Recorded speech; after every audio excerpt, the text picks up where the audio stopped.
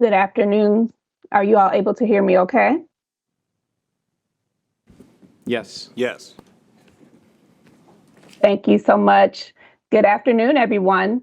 The August 21st, 2025 work session of the Gwinnett County Board of Education is now called to order. Without further delay, I turn the meeting over to Interim Superintendent Dr. Taylor to bring us our first presentation. Dr. Taylor? Thank you, Chairwoman Dr. Simmons, and good afternoon, everyone.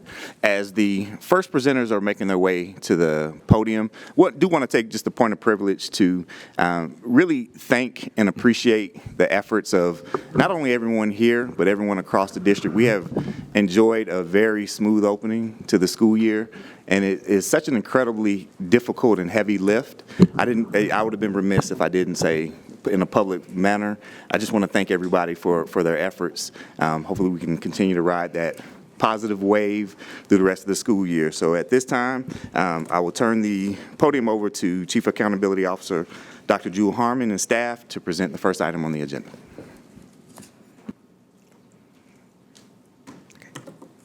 Good afternoon, Chairperson Simmons, members of the board, Dr. Taylor. It's a pleasure to be here this afternoon. I just want to say, as Dr. Taylor said, this presentation is really a collaborative effort. So today, Chief West and I get the benefit of being the face of the work of 180 school days, 142 schools, and thousands of employees.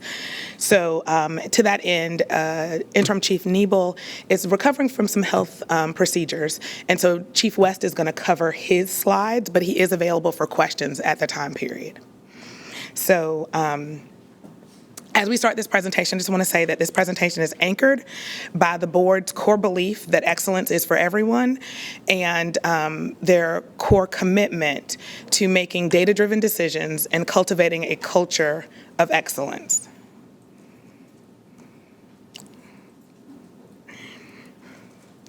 So the presentation that you're going to receive today is divided into two parts. The first section is the milestones data presentation, and we're going to, of course, cover results by grade, by course. We're going to look at student groups. We're going to look at some trends over time. We're going to make some regional and state comparisons, and we're going to talk about reading status. And then the board will have an opportunity to ask some questions about the data. Then you're going to go into the second part of the presentation, and that's where you'll hear more about the actions taken in 24-25 and the plans for the 25-26 school year. And then the board will have another opportunity to ask questions about the plan. This is also an opportunity for us to provide a progress update on 4 of our milestones KPIs from our Blueprint strategic plan. And so as Chief Accountability Officer, I get the pleasure to spend some time with you having a deep and robust conversation about our 24-25 milestones performance. So let's go. So what you see here are our 24-25 third grade English language arts results. The bar to the far left is the all students values for the state. Everything to the right of the dotted line represents Gwinnett County Public Schools data. So what you see is all students, and then you see all of our race ethnicity student groups, and then you see our program student groups. The yellow and the orange represent students that are beginning and developing on the milestones.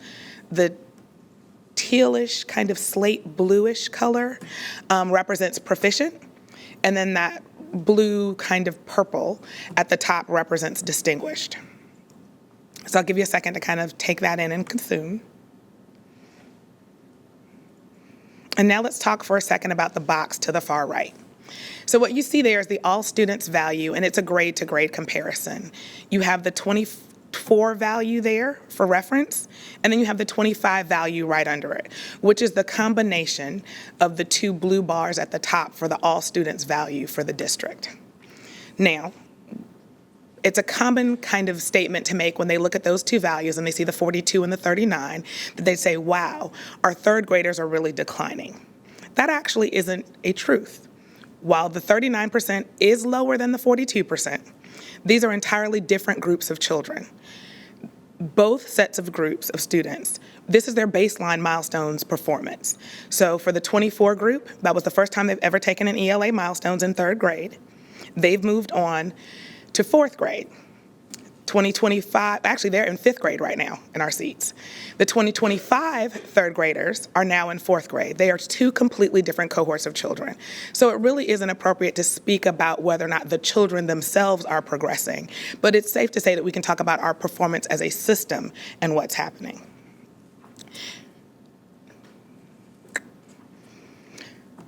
So here you see the 4th grade English language arts results. Again, same thing, state bar to the far left, GCPS bars to the far right.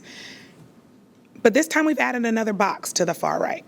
That bottom box actually outlines the cohort movement. So this starts to answer that question of how the children are doing. And so this actually looks at cohort moves. So that box that says under there that says the 2024 42%, that represents that group of 4th graders in 2025, their 3rd grade milestones performance. So when you talk about are the children actually getting any better, a larger proportion of 4th graders did better than their 3rd grade selves in language arts. Does that make, we're good? Good. But you still have the grade to grade comparison there as well. And it is truly coincidence that the values are exactly the same. That won't be the case as we move through the sides. So now we're moving on to 5th grade. Give you a second to take a look at some of those pieces.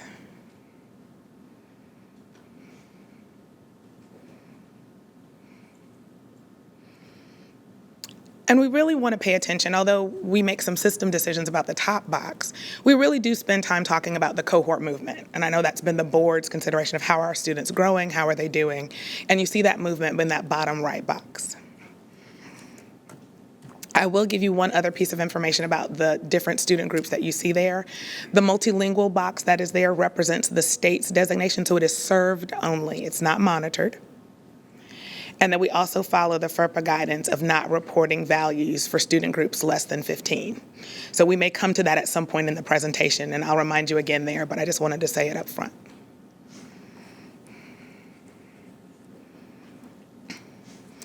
Okay, here we are with 6th grade language arts.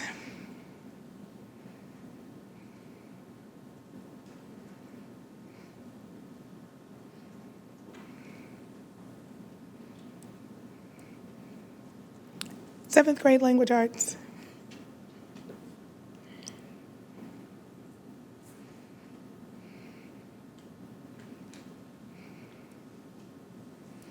Eighth grade language arts.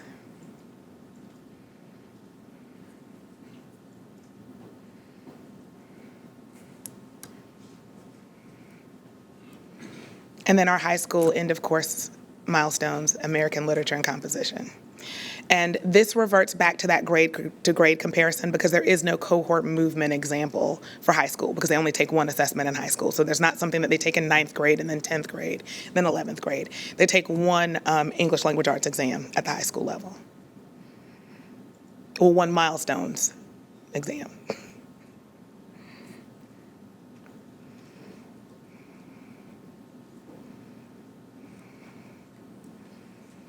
So now let's go into 3rd grade math. So we're going to reset again, and we go back to that baseline experience for our 3rd graders last year.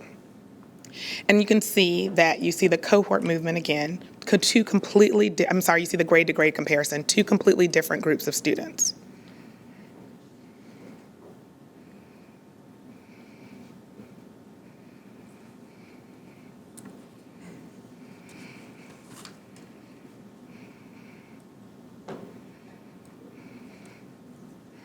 And when we move into 4th grade math, again, that box with the cohort movement shows up again. And so you can see 2024 students at 50%, and you see the 2025 4th grade at 55%.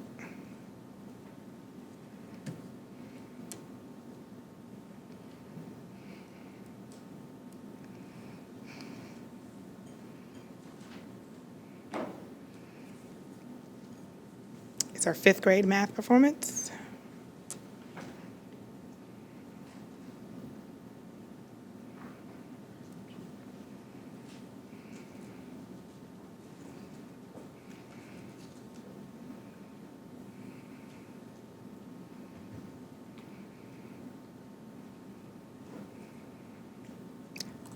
And then here's 6th grade math.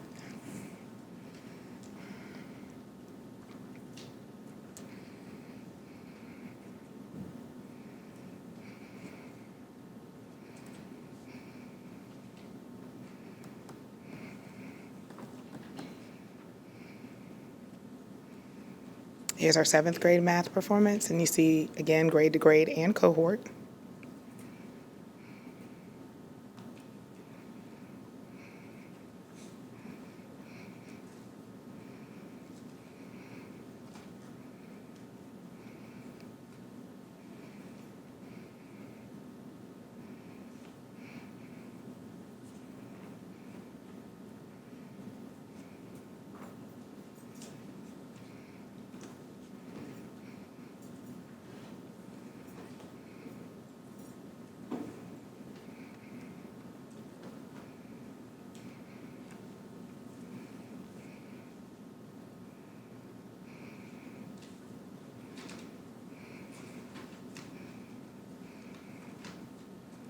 And now we have 8th grade math.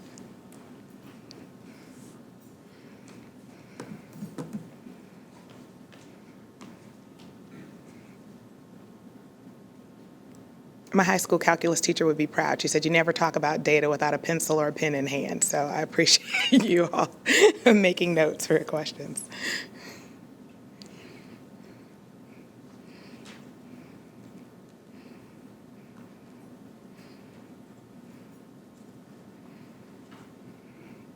And then last but not least, for our math, we have our algebra concepts and connections. And again, because this is high school, there's no cohort movement example. We can only tell you what the prior group of high schoolers that took the algebra concepts and connections course, how they performed on milestones. Technically.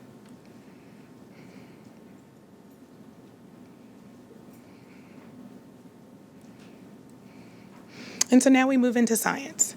So science is done 5th grade, 8th grade. High school physical science and biology. So this is an example of a subject area where there's not an assessment at every grade level.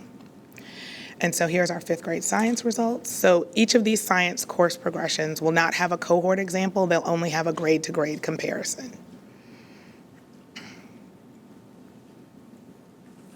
Oh, sorry. Okay. Sorry. I don't think I've ever been told I'm not loud enough.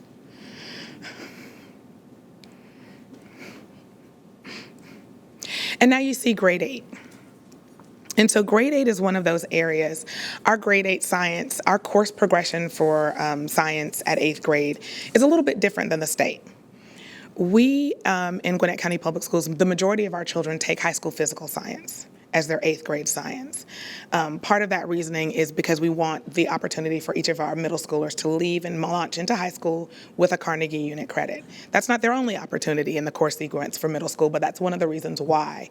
So as a result, the majority of them take the high school physical science exam, not grade 8 science. It's really evident when we're going to take a little bit of a nerd walk. And just talk about kind of some of those numbers that you see there, and that'll help explain what I mean by that. Typically, we tend to make up between 9 and 12% of the state's test takers, depending on the grade level, depending on the subject, and because we're about that much of the state in terms of student enrollment. However, for 8th grade science, we make up 0.03% of the state's test takers. Because the majority of our students live in physical science. And so this is the result of a very limited population. Another example of that is that you see some of our race and ethnicity student groups missing from this look, because there are less than 15 students taking that test. So now we look at high school physical science.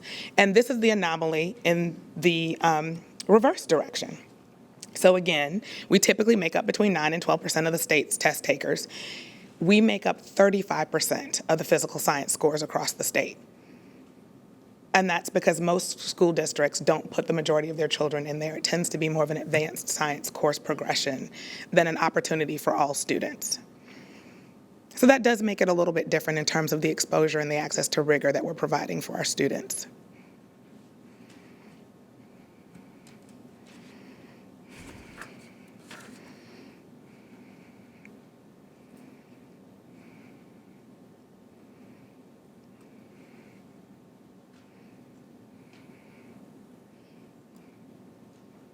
And so now we move on to the final science milestones, and this is a high school course as well, and it's the biology milestones assessment.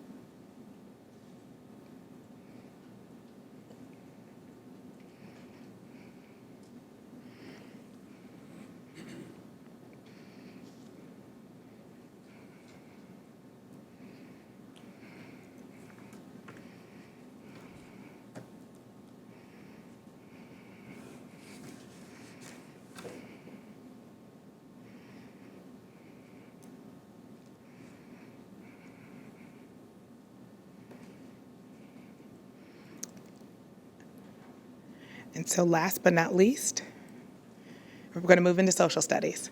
And social studies is only offered, so there's only 2 milestones exams for social studies. There's grade 8 social studies, and then there's United States history.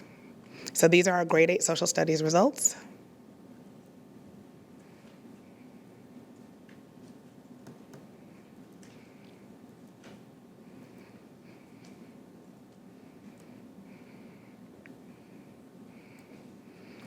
And here are our results for United States history.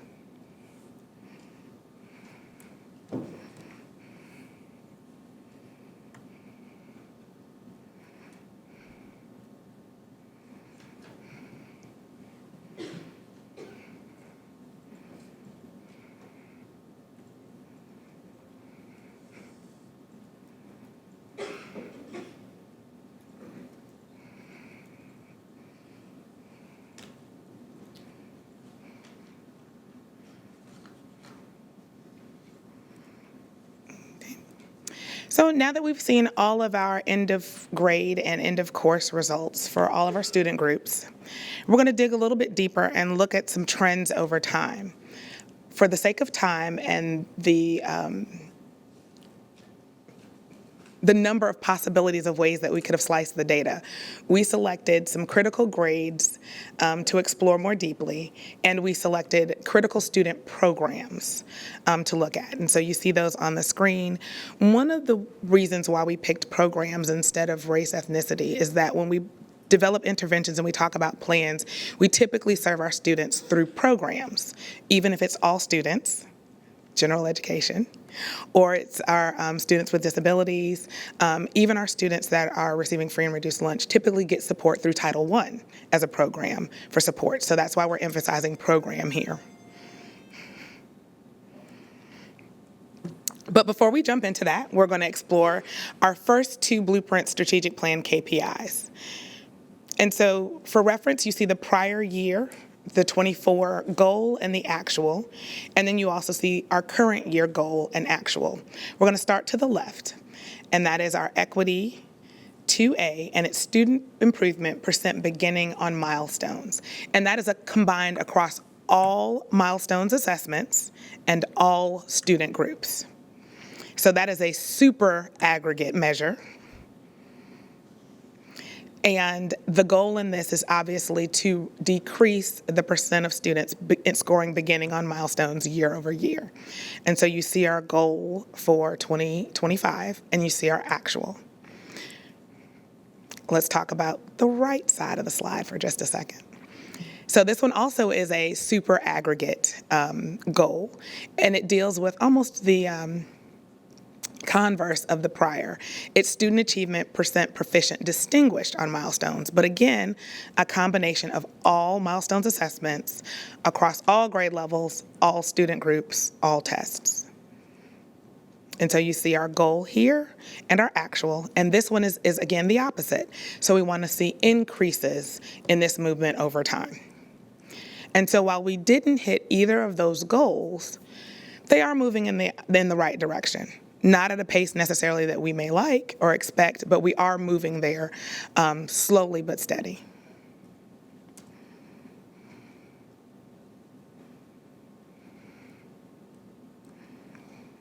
And so now we're going to start unpacking that student scoring proficient distinguished for a milestone.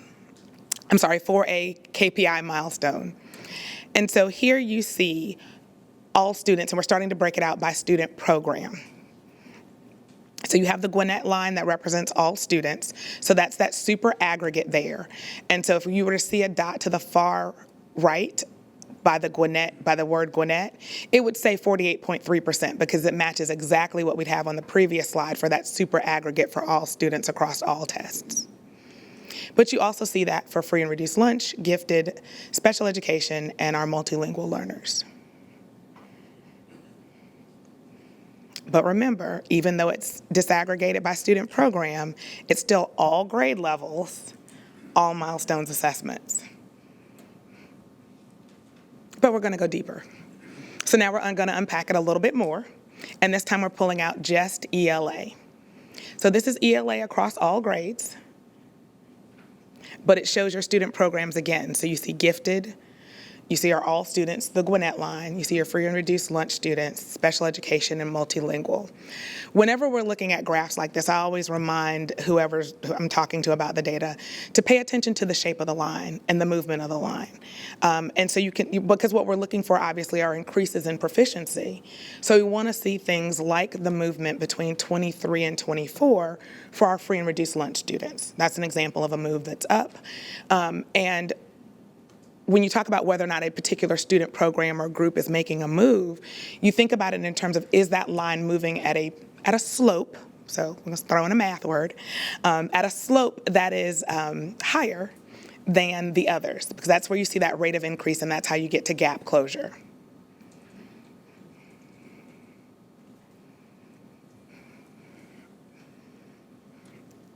But we're not done. We've still got to unpack some more.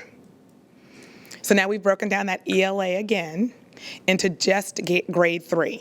So this is third grade ELA percent proficient distinguished for those student programs. We did add in these slides 2 additional points of reference because we actually have these for the state and the Metro RESA. So you see where we are. This will be a theme that comes up later. For the majority of our milestones results this year, we did do better than the state consistently across all, and we did as well as or better than the Metro RESA in aggregate on most, and we'll see more about that in just a second. But again, you look at the shape of the line and the movement, and the pattern is the same even at the RESA and the state level.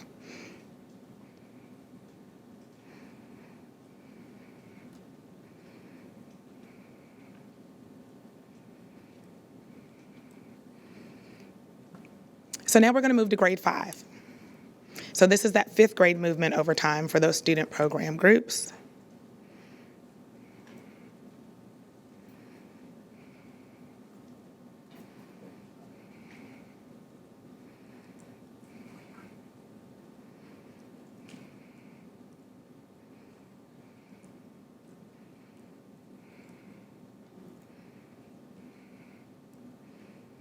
And here's grade 7.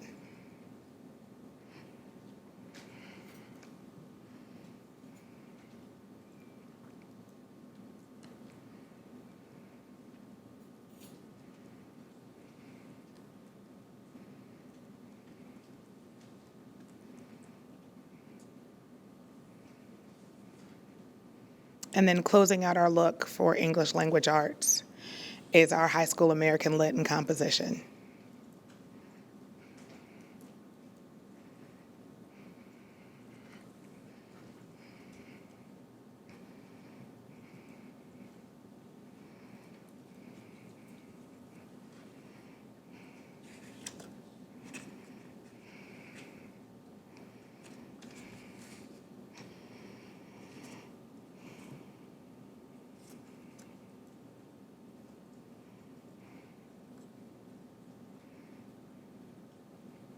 So now let's unpack this for math. So we're going to go all the way back up to the aggregate again. And this time we're looking at all students, all grades, for the student programs that are listed on the screen. Again, you have the Gwinnett value as reference.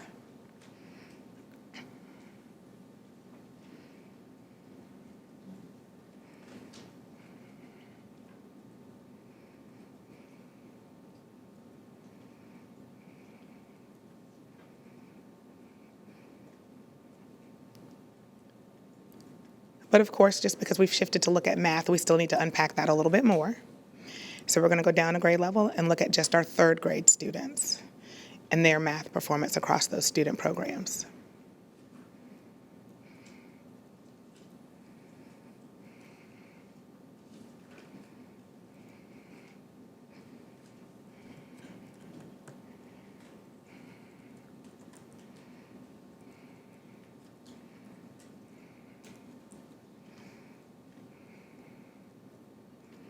So let's take a look at our fifth graders.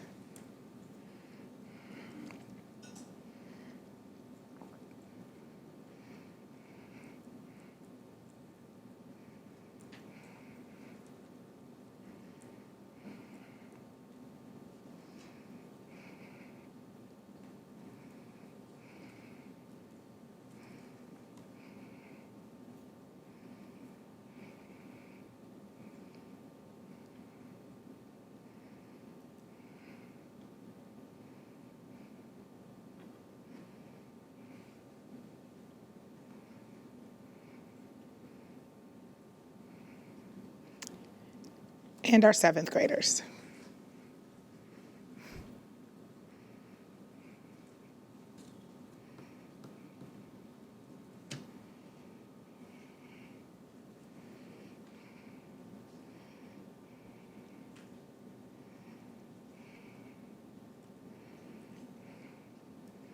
And then last but not least, for us unpacking our KPIs, is our high school algebra concepts and connections.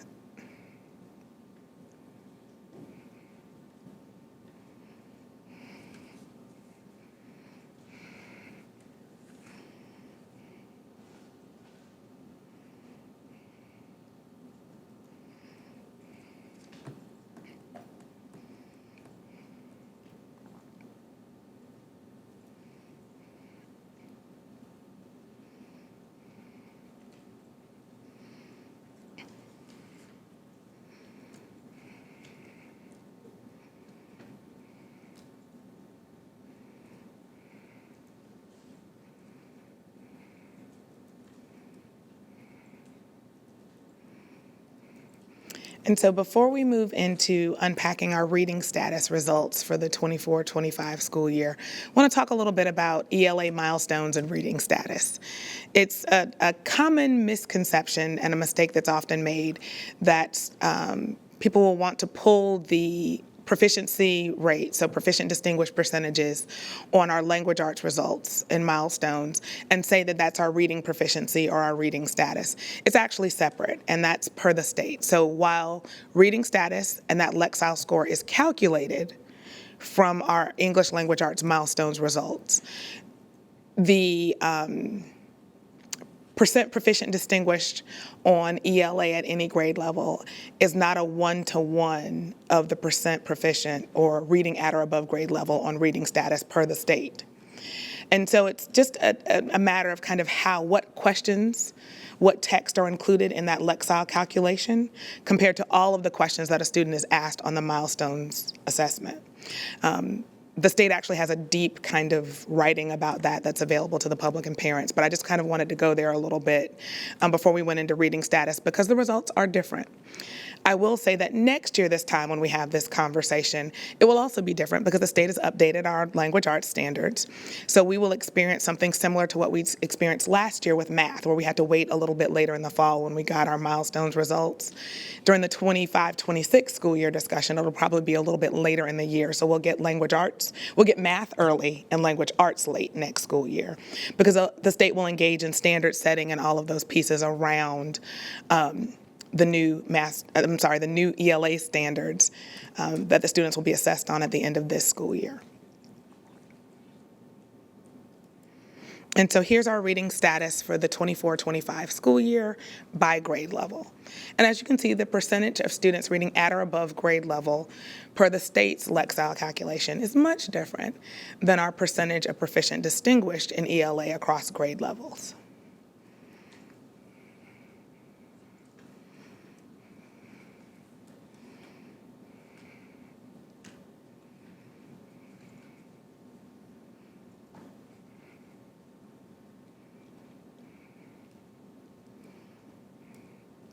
And so now we'll move to our final two Blueprint Strategic Plan KPIs related to milestones for this presentation. Again, one lives in equity and the other lives in excellence. The equity 2A is the percent of third grade students reading at or above grade level on milestones for our historically underserved groups. And so the historically underserved student groups that are included in that calculation are listed there on the screen. You see the goal and actual for year 24 and year 25. And then to the right of the screen, you see the excellence goal. Again, this time it's fifth grade, so that transition, so you see a baseline to the left, and you see their transition and launch into middle school on the right. And you see the 24 goal and actual, and then you see the 25 goal and actual.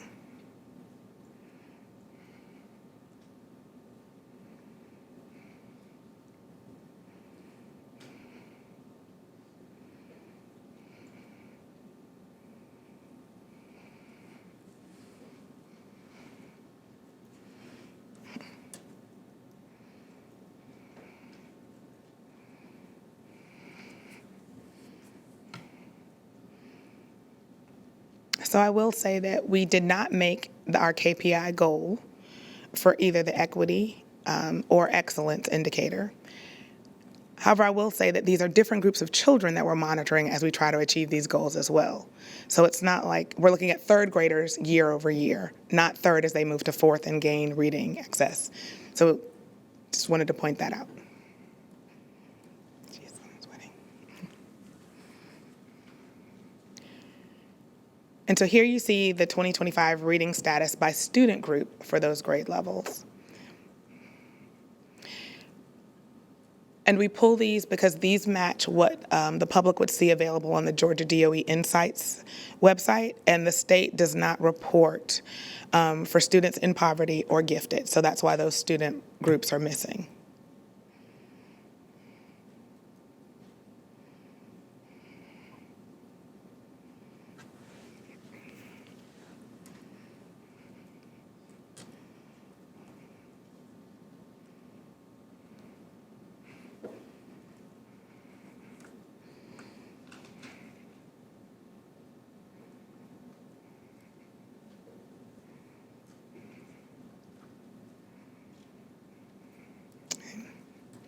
And so now we see reading status comparison across Metro RESA and the state. And so we have the grade level comparison. And although we may not be hitting some of our KPI goals related to reading status, we are outperforming the Metro RESA and the state at every grade level, performing as well as or better than, with the exception of American Lit and Comp.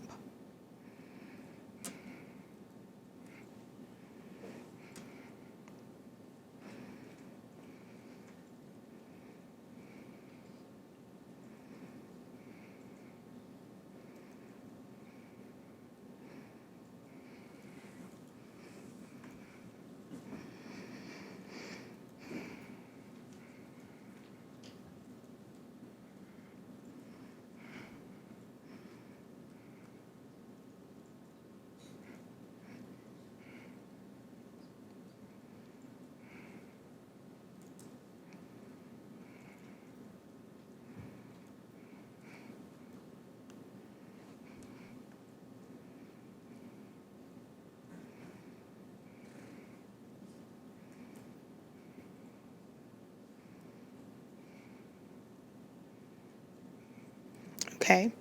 And because we hadn't taken the look yet at the Metro RESA and the state comparison for our performance, you see grade level all student performance for our ELA percent proficient distinguished. And so again, you see that consistently we are outperforming the state of Georgia.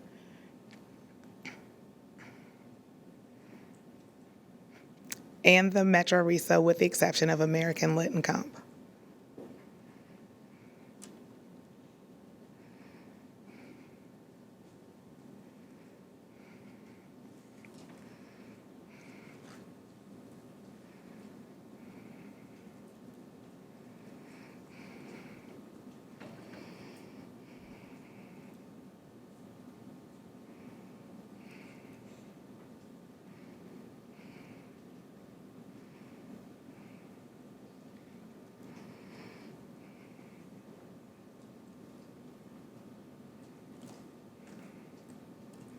And then here's our math performance. Proficient distinguished again, comparison to all students, district, Metro RESA, and state.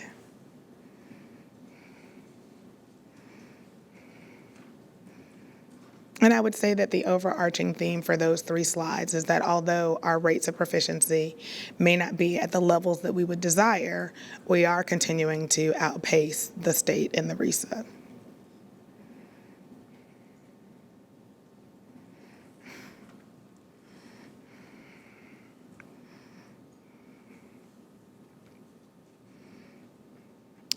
So in pulling that slide together, it led us down a path to another question.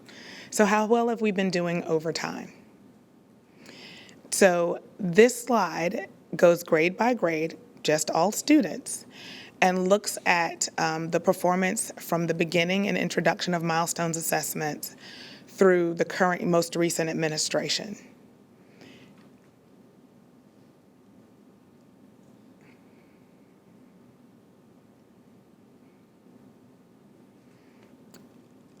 And so what this slide really illustrates is that there was a significant shift. So prior to 2015, the state was doing CRCT, was the state assessment. And they shifted to milestones in 2015. And it was a big shift for the state at the time. The milestones assessment was much more difficult than CRCT. And we were finally, as a system, making progress and movement with our students over time. And right when we kind of hit our stride, COVID happened. So our high water mark was 2019 in quite a few of these grade levels.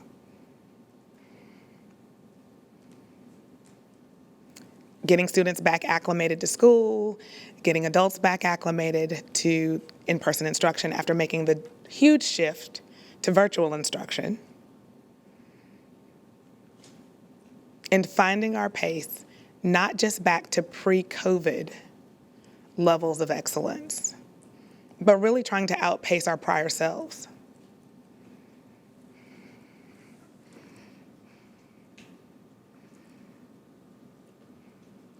And here's a similar slide for math. Grade 8 is not included because in grade 8, the majority of our students take the algebra connections piece.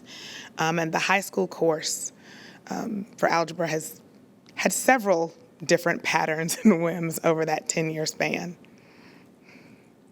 So you see grades 3 through 7, similar pattern. 2019 tended to be the high water mark again.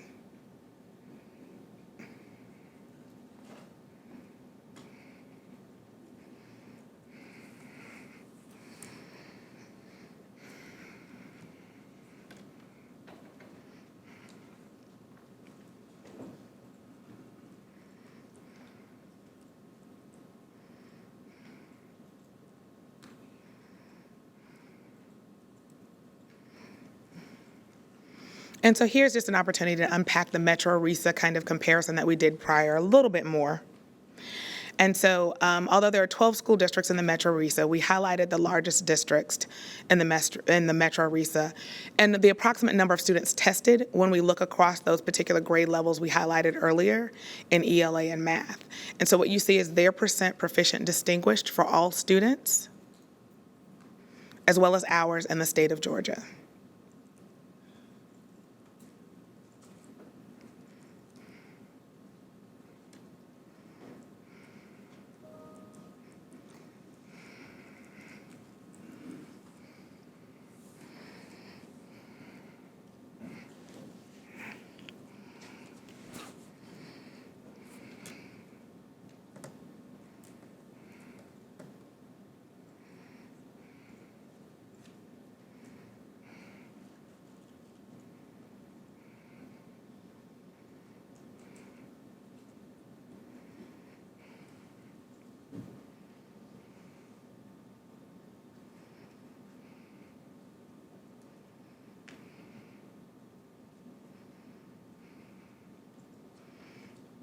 And so as we near the conclusion of our data portion of the presentation, I've got 2 final slides.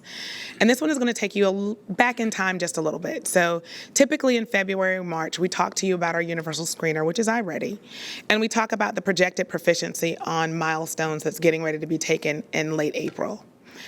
And so what this looks at is the projected proficiency rates from those students mid-year, iReady screener, and the projected proficiency. And then we added one bar. We added that peach kind of bar at the end, and that's the actual proficient distinguished performance for those students. So let's talk a little bit about the bars to the left of that. So that blue bar that says no growth is what would have been projected for students to achieve on milestones had they taken the assessment like the next day, meaning that there was no additional instruction provided. It doesn't mean that they didn't grow, it just means there's not an opportunity for growth. Typical growth, iReady defines that as the amount of growth that a student typically achieves in a school year. So had our students achieved typical growth, that would have been the projected proficiency on milestones. If they had achieved stretch growth, which is above and beyond what is a typical year's worth of growth, that was the projected proficiency. And again, although our rates may not be where we'd like, overall, by grade level, our students exceeded their projected proficiency for typical growth.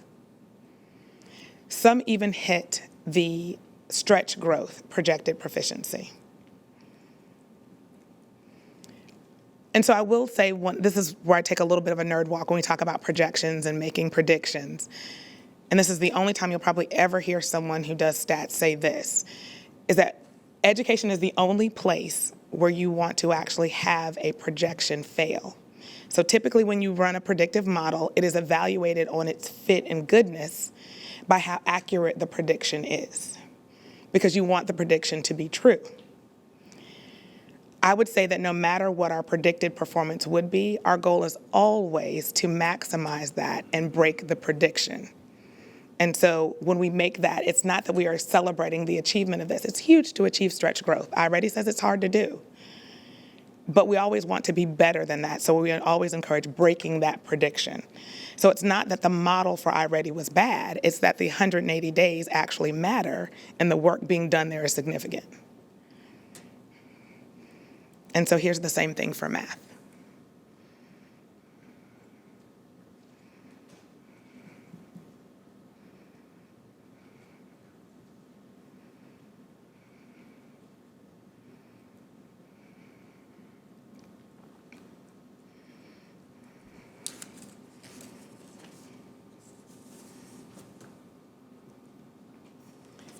So that concludes the data slide portion of this presentation.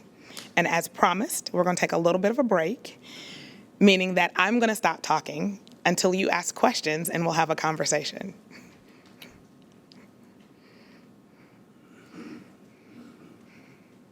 Okay, board members, I now turn it over to you for any questions and or comments. Thank you, Chairwoman Dr. Simmons, and thank you so much for all of this information, Ms. West. I really appreciated that it was broken down by our student subgroups. That was very helpful to see. I have a few questions. I'm going to limit them to about 3 or 4. My first question is around our special education students and our multilingual students. They are, and the page reference is going to be 14 through 16, which I think are slides 27. Okay. Yes, starting on slides 27. So when you look at the data from years 22 to 2025, our special ed students and our multilingual students consistently stay or hover around that 20%. When it comes to students who are scoring proficient and distinguished in ELA. So I wonder, and I guess this is more of a question and a wondering, are we looking at the progress? Because I looked at, and when I say progress, I mean like from a cohort standpoint, especially when you're thinking about students with disabilities. It's actually one thing I had to learn as a special ed teacher, not necessarily focusing on mastery, but that progress. Did we move our students from semester to semester, but then also from year to year? And so when I look at years 2022 to 2025, there is some progress, but they're still hovering around that 20%. So it's more of an observation. Do we have the cohort data? And then do we have the data around specific eligibilities? So even break down that student with disability performance by eligibility. So our students with specific, are we able to go deeper and see our students with specific learning disabilities, how they're doing versus students with autism, and are we able to break that down? So we do. We do monitor, and that's one thing I didn't say in this presentation. I would say that growth is the pathway to proficiency. So we can't count out that one moment in time, the state test in the spring doesn't discount where the distance between where the student started and where the student ended. That's why that last slide about growth is so important, which wasn't by student group, I get that. But that's why we kind of ended there of look what happened in the midst of. So we do monitor that. We don't usually report out in large groups, some of those things, because the numbers can get small depending, when we get to some of those exceptionalities for special education. And depending on what that exceptionality is, some of that is driven by IEP. Not all of those students take milestones now. Majority do. There are state rules around the percentages that have to. And so for those that do, we do break that down. And there is a whole department dedicated to monitoring and planning those supports for those special education students. So we do have that. We can work on getting some of that to you in a deeper way. Thank you. I really appreciate it. And I would just need District 1 is fine, that data, instead of the entire district. What's good for one because is it's probably overwhelming. good for the other, Okay. other four, so. Okay, awesome. Thank you. And then I'm going to skip down to how we look at students who are reading on grade level. So when I look on page 20, this is slide 40. Okay. So as I'm looking, and I really appreciate how you broke the data down by grade band and then by student subgroups. And so it allows me to see the bigger picture here. So again, I'm looking at our special education students and our multilingual learners. And when you're looking at, for example, grade 3, we have 38% of our special education students reading on grade level. And that goes down in grade 4 and then upticks in grade 5.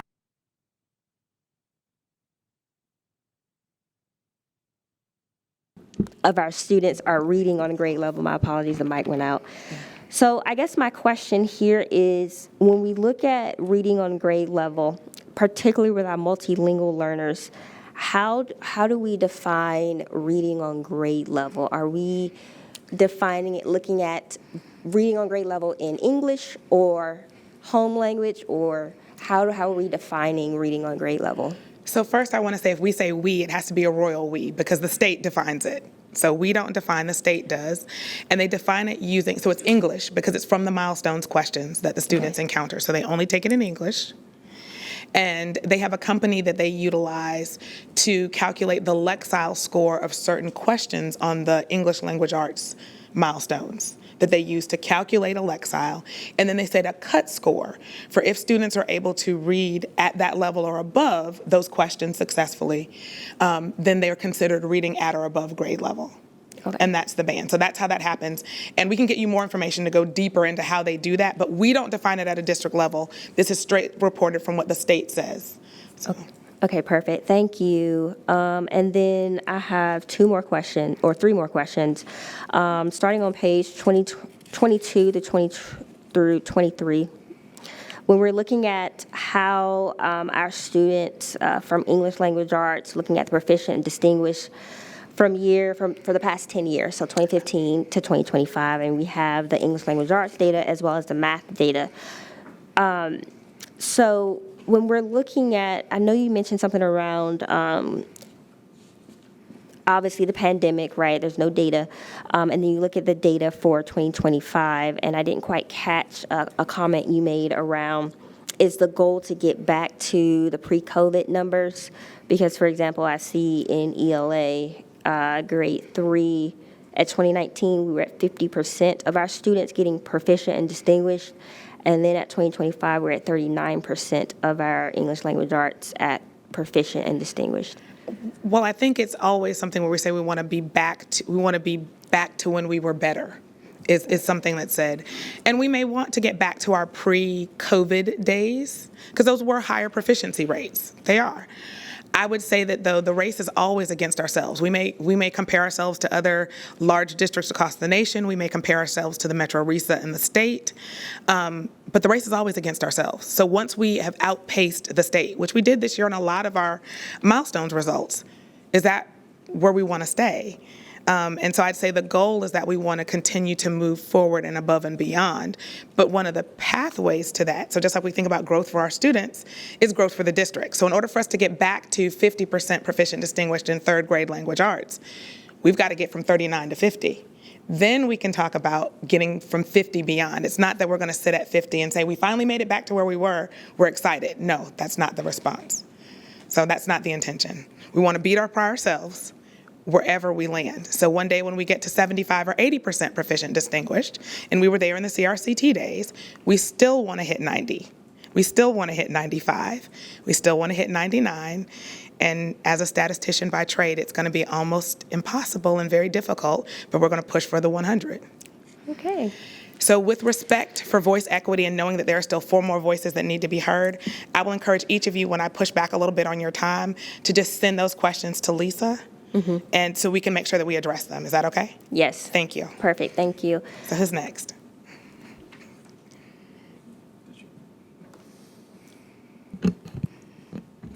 Okay.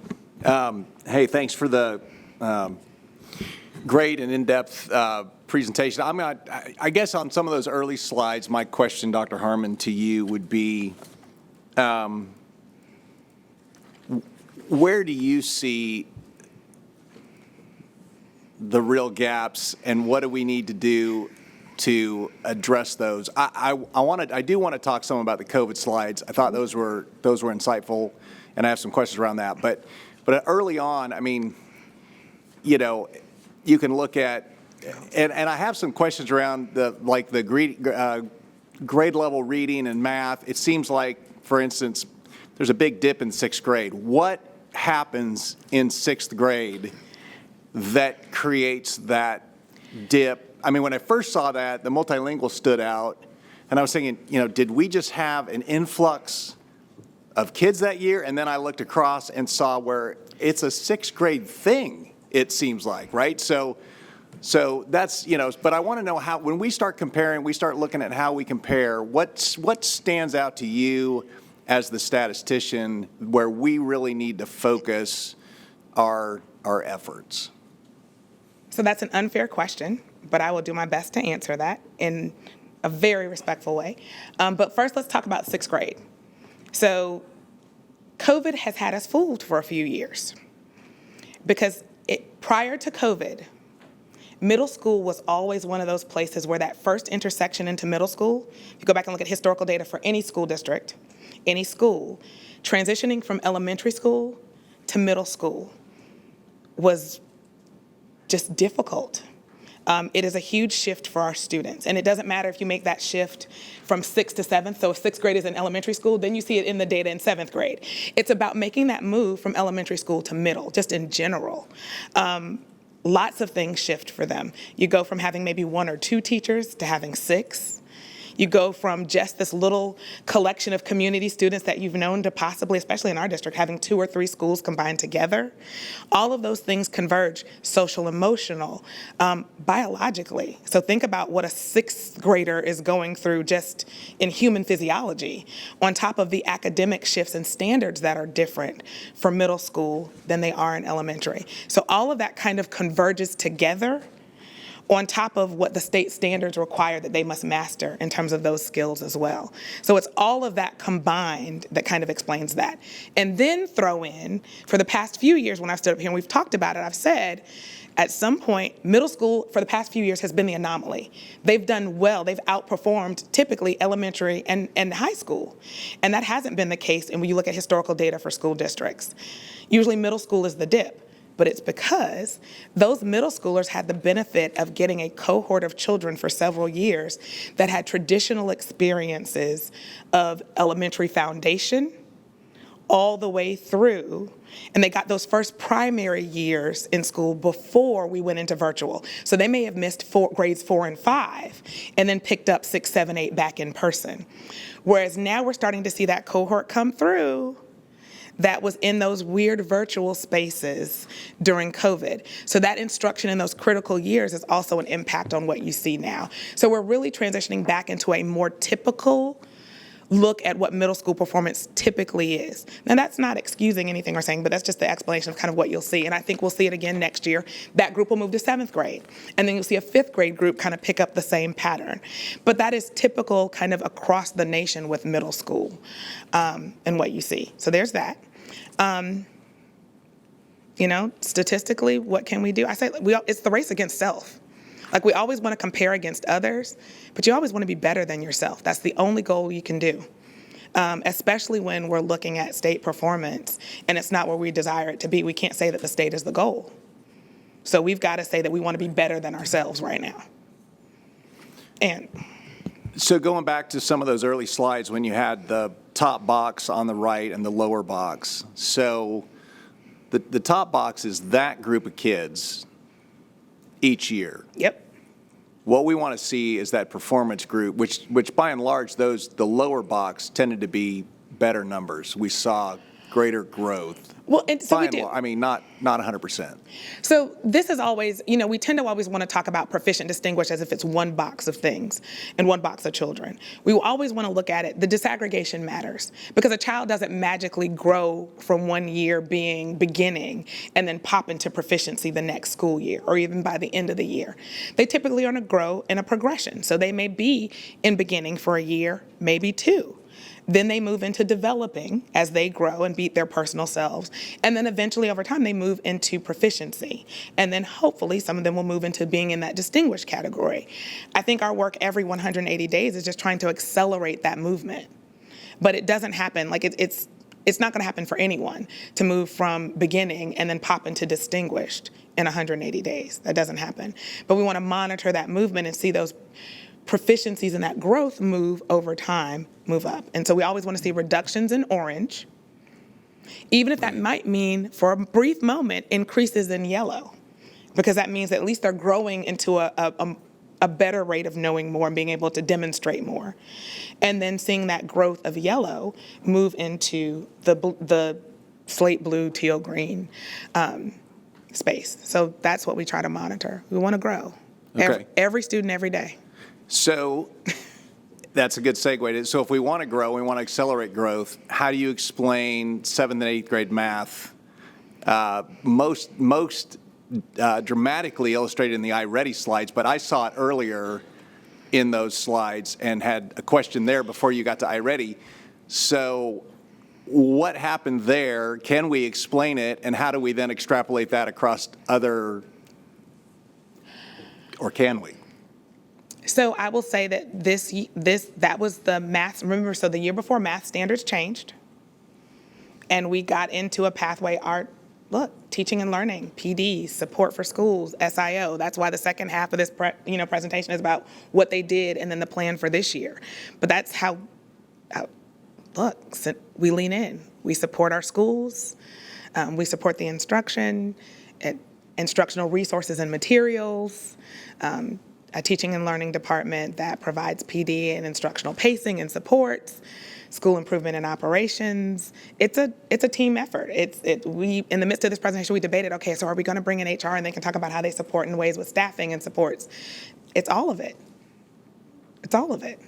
Every single piece of that matters. So I there wish I could was say a it's one thing exactly, but what's different I would say that we leaned into math. And at middle school, math it changes drastically. So the move from elementary math to middle school math is very different. And so I think teaching and learning leans into that intentionally. Okay, but Now- I'm wondering if is this what we see normally, or is this an anomaly? And was that because of, can we pinpoint it that, it was a bunch of resources, people, whatever, focused in that area? Or is that, I thought that might be what you're saying, but then it sounded like that's kind of what we do.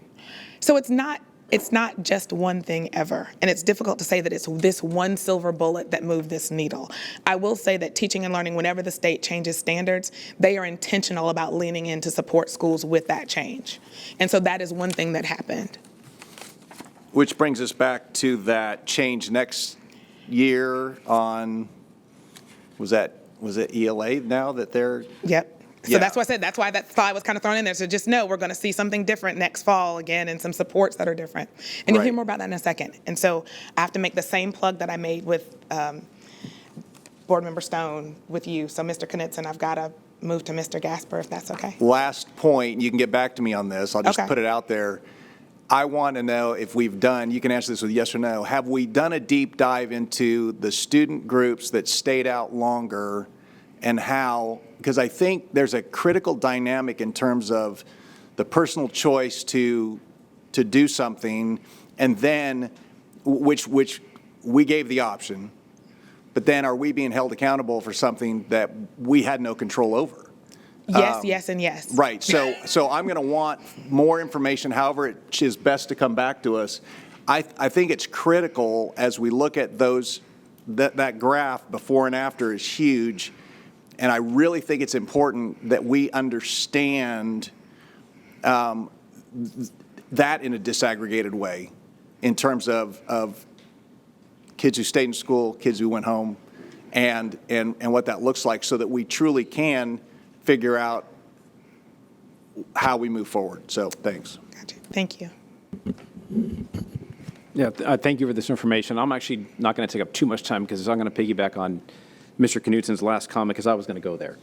And I think those slides 44 and 45 are eye-opening, and it's one of those points where you see really what COVID did What is these ones? to the loss of learning with not only our community but across the nation. And yes, we gave the option, and I'm so glad that we gave the option to our students to come back to school that wanted to come back to school. But I too want to know what we are doing to help bring these numbers back up to where we were in pre-COVID pre-COVID era. How are we making those strides? How are we moving towards this? We've had a lot of time since really getting back to full in person. Whether it's up in the air whether that's 2022, 2023. I guess the jury's out on that exact time frame when we had majority of our students back in the classroom. So I truly want to know what we are doing to get this back up to where we need to be. Clearly pre-COVID, these numbers were a lot better off. This was eye-opening. I'm glad you provided this data because it is important for everyone to see it and for us to learn from it and to make those changes. The only second other point that I want to touch on is back to slide 39, and I even think these one more forward.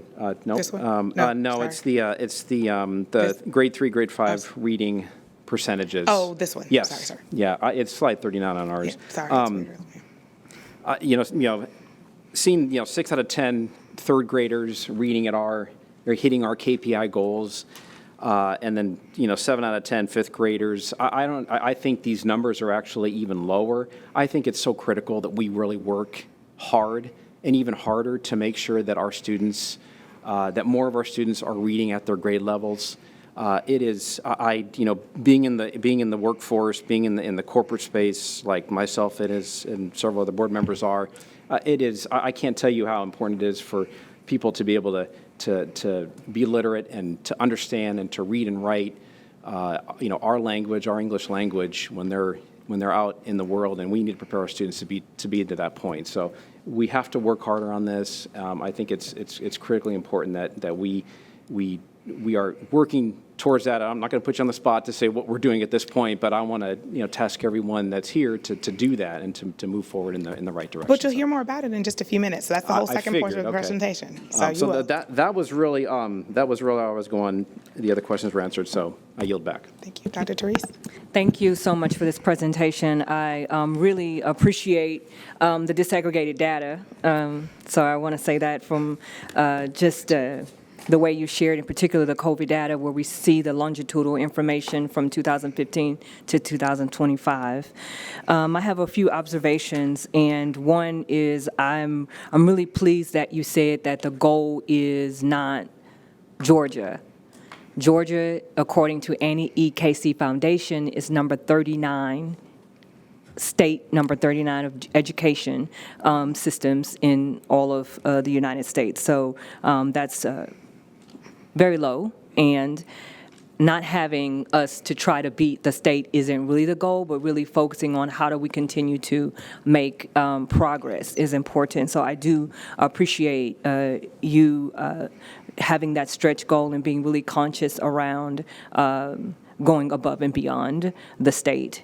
I also noticed that when we look at the Metro RESA, we are number 3 or number 4, kind of roughly, and I think there are some opportunities there for us to continue to see kind of where we stand. And I know our school system and the number of tested is much larger than the other ones. However, when I'm looking at Cobb County, Forsyth is number 1. Cobb seems to be number 2. Fulton and Gwinnett kind of back and forth a little bit.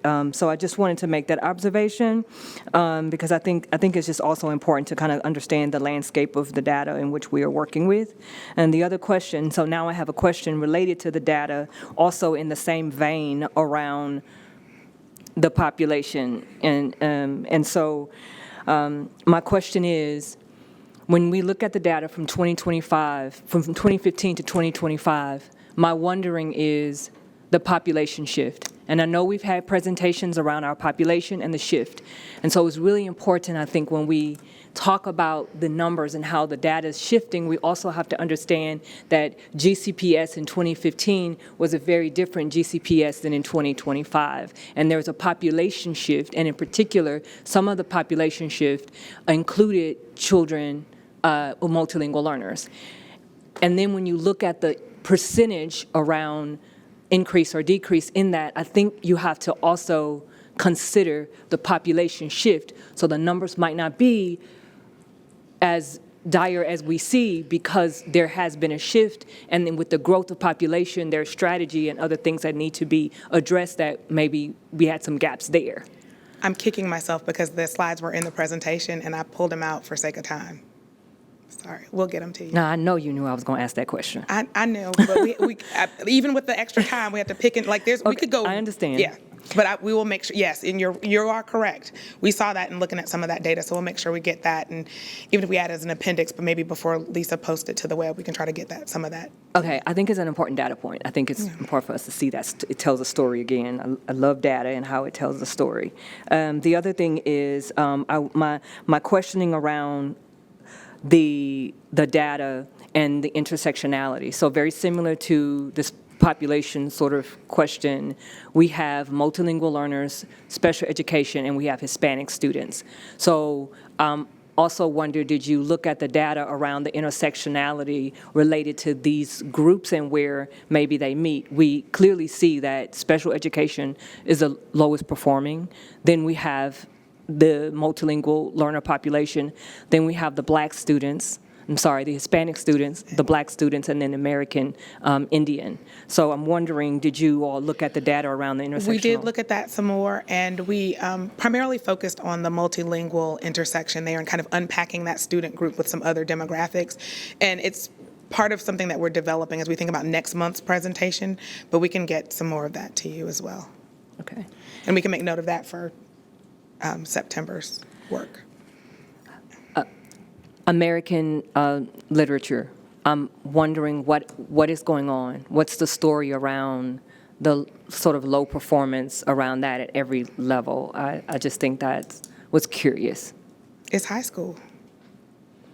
High school and literature and composition is tough. And I think Chief West will speak more to that in the preparation of what we did this past year and what we're planning to do that's different this school year to support some of that. It may not highlight exactly American Lit and composition, but they are going to lean into the literacy pieces, absolutely, Okay. at all levels. So then, the other question I have is related to the lower performing schools, in particular the schools on the list that are deemed by the governor around the at-promise or failing schools. When we, have you looked at that data and really disaggregated it? Because I think, again, that could tell a story, not that you have to list the schools, but really understanding the milestones related to the specific schools on that list. So we are living in that space. It is how, and they'll talk more about that. Chief West will talk about more of that in a few minutes. You're going to see some things written up about that in the board update.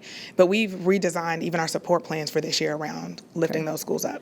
Because I wonder how it skews the data also. So taking it out, just kind of Putting it looking and analyzing that would be helpful.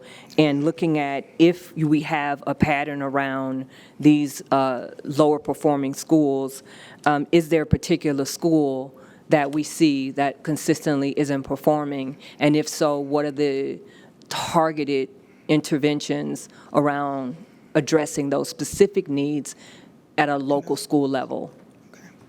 Well, thank you. I don't have that answer right now, but I did make a note. And I will say, for the second, I'm going to move to Dr. Simmons. But again, as a reminder, make sure you get Ms. Atkinson your questions or comments, and we can address those. Dr. Simmons? Yes, thank you so much, Chief Harmon, and I do appreciate you for working to keep us on schedule. I knew there would be a lot of questions here this evening, and I really appreciate our board for the intentionality behind the questions. This is good work that we're engaging in. Thank you to the team for pulling the information together. I do want to specifically call out the iReady comparison slide. I appreciate that you all were thinking, across programming and across materials that we use in our classrooms to show interconnectedness between iReady progress monitoring and the milestones assessment. So thank you for pulling that information into the presentation for us. For the sake of time, I'm just going to be very targeted. And if you could pull up slide 25 for me. Yes, ma'am. Well, actually, slide 42 first, Chief Harmon, if you can, and then we'll go to 25. I want to, is that Slide the reading 42. status? Is that the KPIs for reading status? Reading status, correct. Okay, yes, ma'am.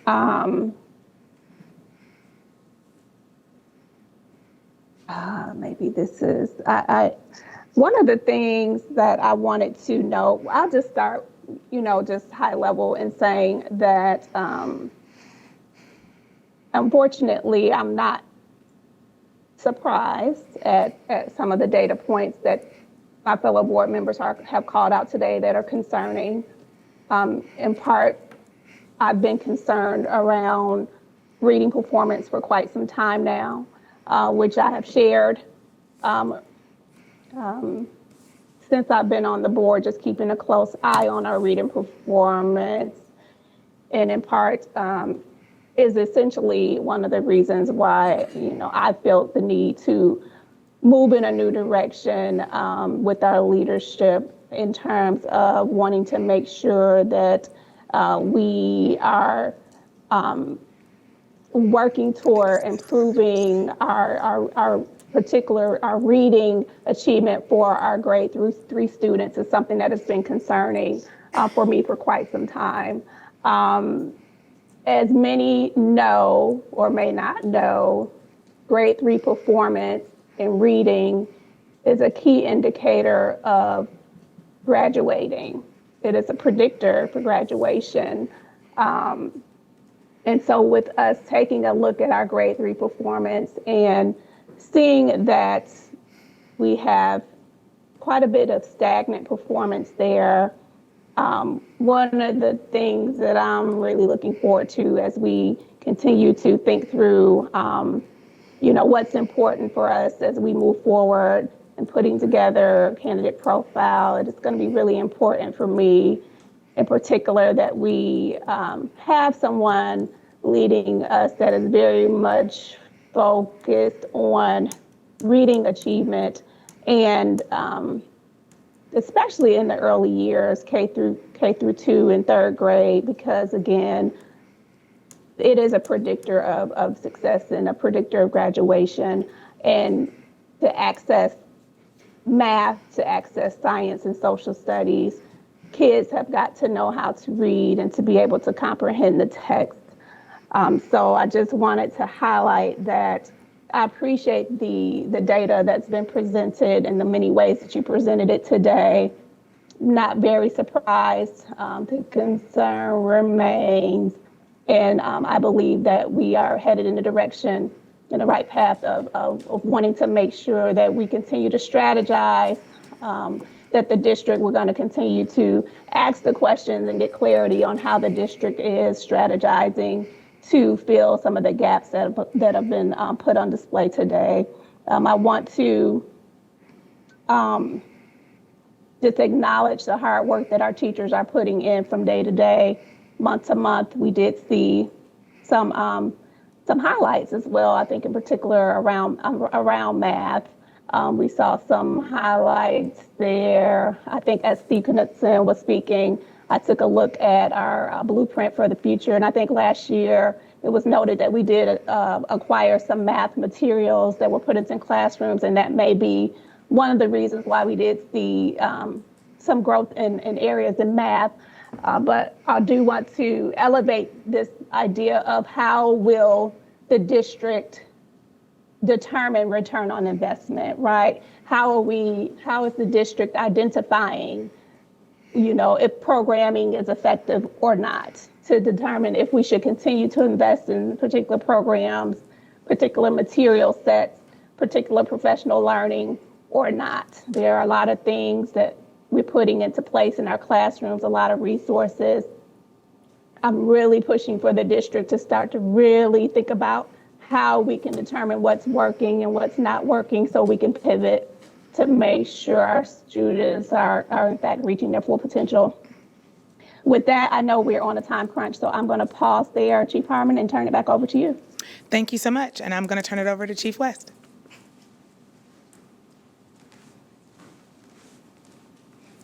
Good afternoon.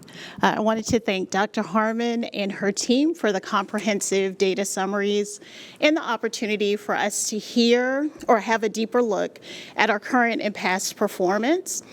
In one of our board briefings, and it was mentioned earlier, I believe in Dr. Simmons' comments, Dr. Simmons had requested that when we share updates, goals, objectives, initiatives that we're working on, that we begin to connect the work to other programs and other system initiatives to ensure there is a coherent strategy and we don't have isolated episodes of school improvement. And so our response to the academic performance really required a coherent strategy that involves all the areas that support our schools. So this portion of the presentation, we plan to unpack that for you. So in this section of the presentation, we will share what and how we use data to inform our plan for this year. We'll look at the themes that emerge from that data analysis.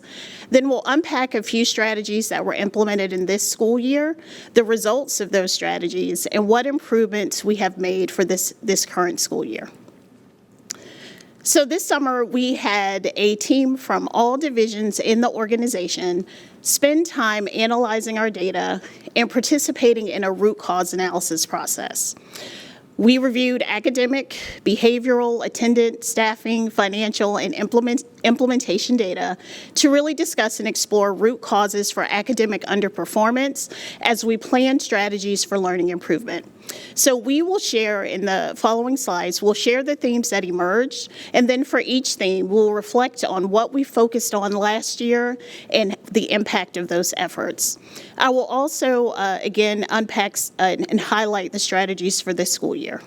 Now, this presentation won't cover all things. We're still scheduled to launch a few XFATs this fall, and we are in the initial planning phases of other instructional improvements that will be shared with the board at a later time. So the statement on the screen was our defined problem to solve, and I think kind of reflected on the questions that you shared in previous conversations, even in the questions that emerged from the data slides. I think this problem of practice reflects the essence of what you're asking in those questions. We first started by holding up the mirror for each division and department to really self-assess if we've created the systems and structures that set schools up for success. This problem of practice highlights the performance trends over time, the critical learning needs, and challenged us to explore all the factors contributing to student success to help us plan for how we can better impact student performance. This process helped us identify key areas to align our efforts and build collective capacity around shared expectations. It also revealed opportunities to improve protocols, progress monitor with greater fidelity, and keep the right data in the forefront of all of our decisions. We will explore the major themes that emerge from that work, and the updates we share are aligned to each of those themes. We'll start by sharing the improvement strategies we leveraged last year, and then again, unpack what worked, and then our focus for this year. Now, this first theme really focused on the skill gaps that are emerging and the need to have consistent instructional practices in those targeted areas to accelerate learning. In 24-25, we deepened our focus on high-quality Tier 1 instruction. This effort aimed to improve the core instruction all students received, and it's aligned to our instructional vision. Defining the practices we expect to see implemented in the classroom to ensure essential skills are explicitly taught helped us pinpoint shifts needed in practice to support student mastery. We also completed our multilingual learner program review. As a result, we identified 2 to 3 key levers for ML supports that we're implementing in this current school year. So some of our new and enhanced initiatives for this school year include developing lesson plans with embedded ML supports for our 9th and 10th grade ELA, sheltered and non-sheltered American Lit and Comp courses. This directly addresses the academic and engagement needs of our multilingual learners by providing specific supports as a part of their core daily instruction. After this initial rollout, we will measure the impact of these supports and make decisions on expanding to additional grade levels and content areas. We also launched training on language goals for all staff this school year. Our goal, mirroring our WIDA standards rollout, is to have staff complete this training by the end of the 26-27 school year. This is a targeted effort to build the specific skills needed for the instructional expectations that all teachers should be equipped to support our multilingual learner students each and every day. We have also increased our supports for high-quality Tier 1 instruction and embedded the skills and processes in all training and support for each and every content area. So on this screen is an example of what some of those resources look like that were created and how that's been shared with all of our teachers through pre-planning at the beginning of the school year. We created a high-quality Tier 1 instruction hub for all staff that includes the application specifically for how this work is actualized for our specialized programs. And this includes our multilingual learners, our students with IEPs, as well as our gifted learners. We're also developing a year-long plan to support deepening practice in addition to a timeline that builds in key touch points for us to monitor progress along the way. In addition to efforts we put into place last year, we are intensifying supports for our specialized programs while going deeper in the instructional practices that we expect to see for all students. So our efforts to strategically address academic and non-academic skills and engagement is critical to ensuring each and every student receives the appropriate level of instruction to support their academic growth and development. This theme focuses on how we identify, analyze, and respond to data in a timely manner to quickly address student needs before they are compounded throughout the year. Our MTSS data reviews and action planning happened in our collaborative learning teams, or our CLTs, our school, cluster, department, and or division meetings. This led to some degree of variation in data and protocols and how they were used, and we recognized that we need a more consistent process for using that data, selecting and ensuring that we're looking at the right data sets to inform decisions about what are the most impactful instructional moves that we may not have realized in this school year, in the previous school year. We also implemented literacy task assessments to pinpoint any major gaps in foundational skills for our students. Word reading, letter naming, and passage reading fluency assessments are critical to improving literacy performance because they provide a comprehensive view of a student's reading development from foundational skills to application. Analyzing the data from these assessments will help our educators diagnose specific reading deficits and tailor instruction to address them. The monitoring for the assessments when we roll them out this year was individualized at each school and at each teacher level, as iReady is still in the process of developing those data dashboards. This was one of the data sets that we had the opportunity to unpack at a deeper level as a part of that root cause analysis. So one of the things that we also learned from this process is that the importance of that assessment data for progress monitoring can't be variable. We have to make sure that our teachers understand that those critical foundational skills assessments have to be used to design the next level of instruction for our students. So our strategies for this year are building on the structures established last year with improvements based on the outcomes of those results. We created a district MTSS team with a year-long plan to review data and swiftly respond to the needs to support schools. This establishes a consistent district-wide approach to using data to identify and solve student learning challenges. This effort is also supported with the local school plan for improvement and the problems of practice work with our cluster superintendents and building leaders that we will unpack and talk a little bit more about on a later slide. Our strategy, performance, and accountability team will be creating new data dashboards to provide real-time monitoring and adjustments to ensure grade level mastery. This will create a centralized system for tracking student progress, making it easier to identify and address learning gaps.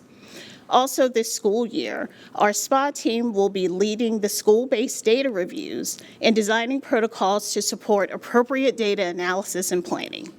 This will help ensure alignment of data protocols to our district assessment cadence and more in-depth analysis to support learning improvement. We are also moving more of our curriculum-based assessments into the digital platform for teacher, school, and district monitoring of student performance at the appropriate unit and lesson levels. This will make data collection more efficient and allow for a clearer, more timely analysis of student performance at all levels. This focus on leveraging data aligns to the updated instructional guidance, our literacy plan, and the work that our CSTs are leading with our principals around the problems of practice. It'll also help us better identify schools that are not making appropriate progress and the appropriate support steps as called out in our updated literacy plan. With the relaunch of our district cross-functional advisory teams, or XFATs, one of our first reviews will be focused on our specialized programs.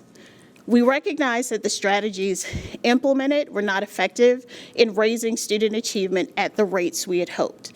This will allow us to look at our specialized programs with a representative team and deeply examine the challenges, investigate evidence-based strategies and case studies, and develop powerful recommendations to address the issues that we've identified.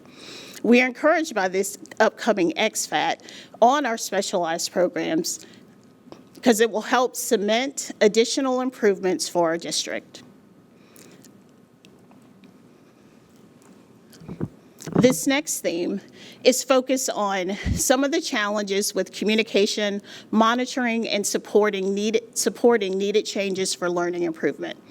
So we want to celebrate that we had a wide range of professional learning opportunities available for our teachers and leaders.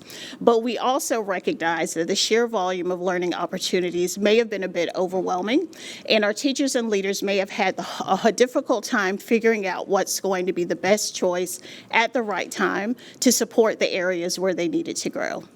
And as a result, they may not have received the type of support in the way that they needed to fully make the shifts needed to adopt and implement some of the new practices.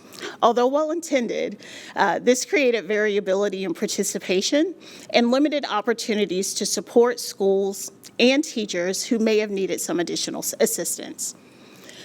We also provided updated instructional guidance for all areas. New guidance was given to teachers across all subjects to better address student needs. Due to some early feedback and the full rollout and working to continue to generate additional buy-in, some of those shifts were never fully realized. This created space for flexibility in implementation and also flexibility with expectations. As a result, we had variability in implementation, and teachers may have supplemented resources for instruction. We also increased our duration and intensity of push-in supports at identified schools, as outlined in the school support plan. This allowed for a direct form of professional development and oversight. We also leverage identified school contacts to support school-based implementation of essential instructional practices. Although we had more time in each of those identified schools, an area of improvement that we've identified is that we needed to build in clear goals for implementation and also begin to map out student performance targets along the way.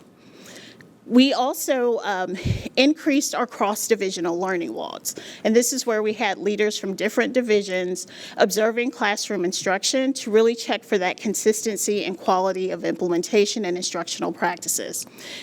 We noted, through this process, we noted that there was some variance in the criteria to monitor, and we saw some blending of old practices with newly introduced practices, which created a barrier to district-wide transition to some of the shifts that are needed based on the students and teachers and the needs of our teachers in our buildings today. So as a result, we launched the year with clear expectations and a plan to monitor progress throughout the year in an aligned, consistent manner. Thanks to the board, we were approved with this year's budget to recruit and assign 25 literacy specialists to identified schools. This directly addresses the need for professional development and literacy experts to be placed in the schools who need the most intensive supports. This will embed professional development into the daily work of those teachers to support transfer and professional learning to practice in each building that's been identified. Their support will be included in the updated school support plans for this school year, and we'll talk a little bit more about the updates to the school support plans in a later portion of this presentation. We also updated our district literacy plan to not only focus on the state tested grades, but to highlight the significant impact of what happens pre-K through second grade in ensuring students are appropriately progressing through the phases of reading development. This plan includes clear goals, objectives, and action steps for this school year to support our literacy initiatives. We also worked in partnership with SIO and SPA to develop a common learning walk tool.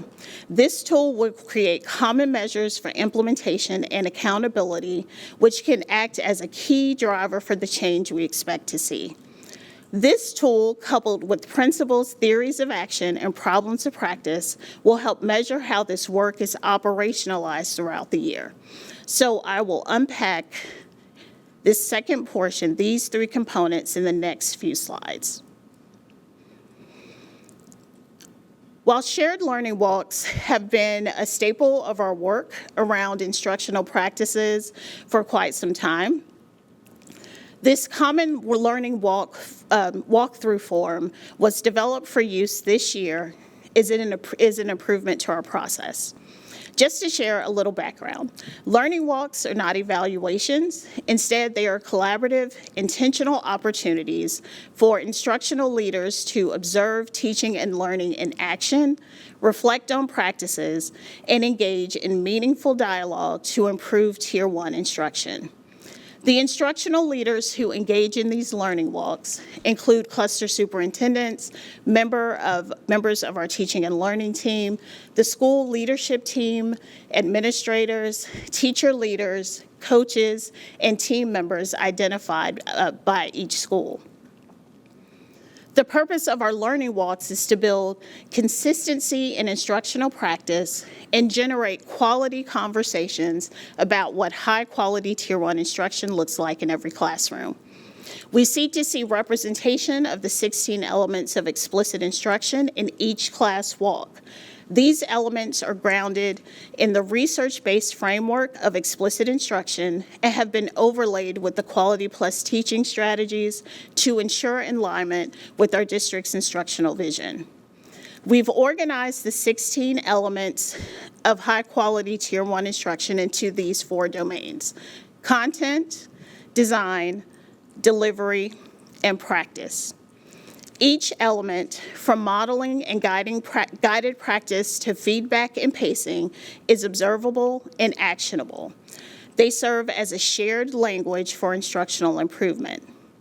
This alignment ensures that what we observe during learning walks is not only research-based, but also reflective of our instructional priorities, including literacy, differentiation that meets the needs of our various student groups, student collaboration to ensure our kids' voice is a part of each lesson, and overall high levels of student engagement.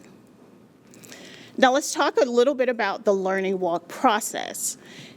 Each learning walk follows a very structured process. It's the pre-walk discussion, where teams meet and align on expectations and their focus for the walk. Classroom observations. After our pre-walk discussion, the team visits classrooms using the high-quality Tier 1 learning walk tool to document what is observed. These observations typically stay within a consistent curriculum area and/or grade level, allowing the team to observe common practice and to find areas of variance that might need to be lessened. During the walks, there is a simple coding system that's used.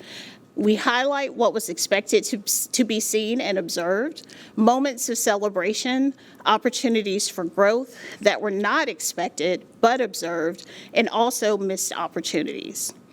We also note instructional models. We're looking to see whole group, small group instruction, collaboration, and independent work, and student performance levels that are aligned to that pacing. During the debrief, teams discuss observations using guiding questions. You see the guiding questions that are available on the screen, like maybe in that third section of the Learning Walk tool on the screen. And it highlights what was observed, any of the instructional highlights from that observation, those opportunities for growth, next steps for feedback, what PD might be needed, and what they might want to focus on in the upcoming learning walk. This ensures that the learning walks are not just observational, but they're transformational.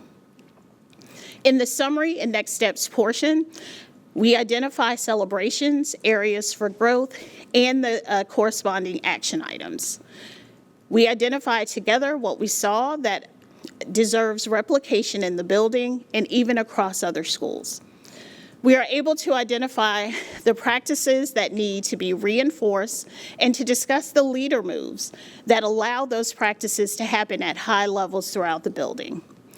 We connect back to the work of the collaborative learning team and the planning processes employed in the building as we seek to identify the root cause and the why behind what was observed.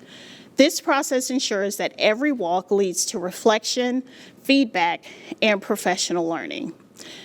Learning walks are accompanied by our shared walkthrough tool, and they help us build a shared understanding of effective instruction. It also helps to support teachers with targeted feedback, and it aligns classroom practices with the theory of action and local school plan for improvement. It also allows CSTs and those school teams to collect data and assist with quantifying what was learned from those observations. That comprehensive data allows schools to determine best next steps for the school, and then even aggregating and looking at that information at the cluster and at the district level. Ultimately, it helps ensure that every student in every classroom every day receives high-quality instruction. So we are also excited to share how schools are using theories of action and problems of practice to drive instructional improvement and leadership development across Gwinnett County Public Schools. This work was born out of the professional development our cluster superintendents engaged in last year and again this year. This PD was designed specifically for principal supervisors and led by the Center of Educational Leadership at the University of Washington. And it aims to ensure that each student in each school has an equitable opportunity at success, and that this opportunity is supported by the leadership moves put into place by the school principal. Through this experience, our cluster superintendent team has embraced coaching and has developed their coaching toolkits using both as powerful levers for principal growth. The theory of action has become central to the work of the CSTs and their coaching efforts. First, we want to unpack how a theory of action is defined, and that's defined as a strategic framework that connects leadership actions directly to instructional outcomes. It provides structure, clarity, and direction for school leaders. Each local school this year will develop a theory of action around an identified problem of practice. Each school's theory of action defines the role for all stakeholders, from principals to students.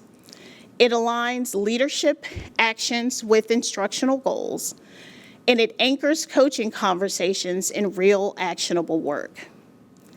At the heart of each theory of action is a problem of practice, a specific high-leverage instructional challenge identified by the school. By focusing on a clearly defined problem, principals and leadership teams can target areas of the greatest need, align resources and strategies, monitor progress with precision, and this clarity allows for more focused coaching and more impactful leadership.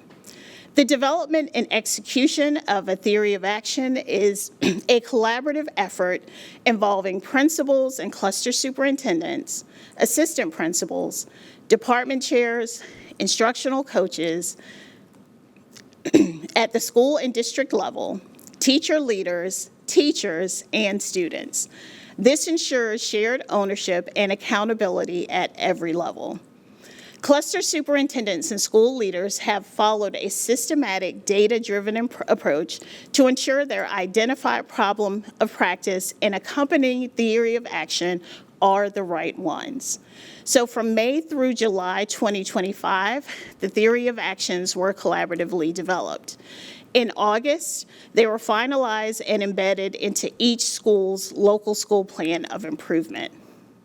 Because the theory of action is part of the LSPI, it's not just a document, it's a living commitment to instructional excellence. Monitoring and identifying benchmarks of success along the way are an important part of the theory of action work. Progress is monitored through monthly CST visits, LSPI milestone reviews at the 45, 90, 135, and 180-day increments.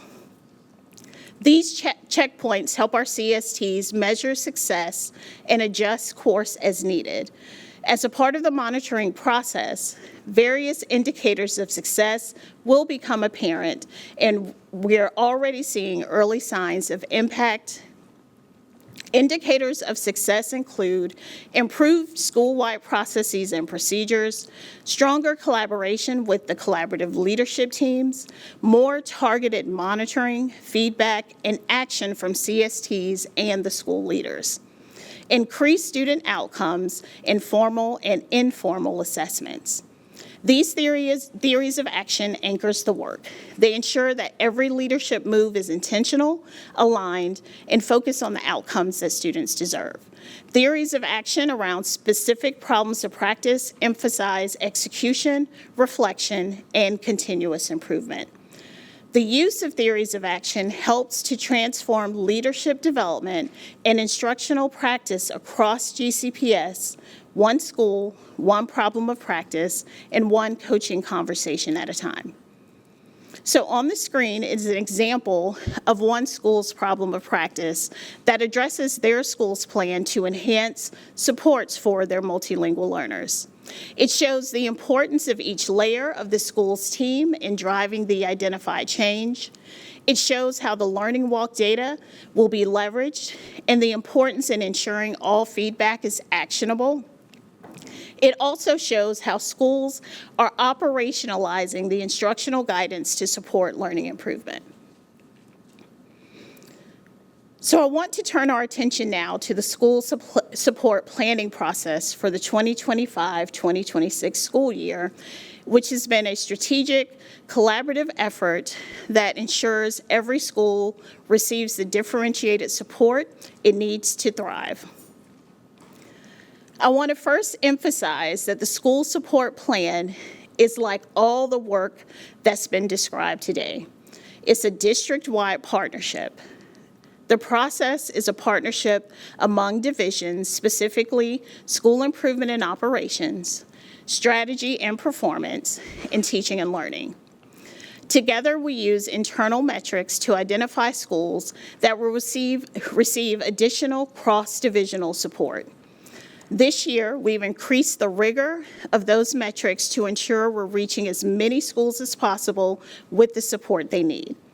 By increasing the level of rigor and outcomes that we use to define school success, we will broaden the number of schools that need additional support to ensure student success. So basically, we are looking to see an increase in the schools that will receive some of that more intensified support. As milestone scores are now available for the prior school, we are able to identify schools which will receive added supports this year.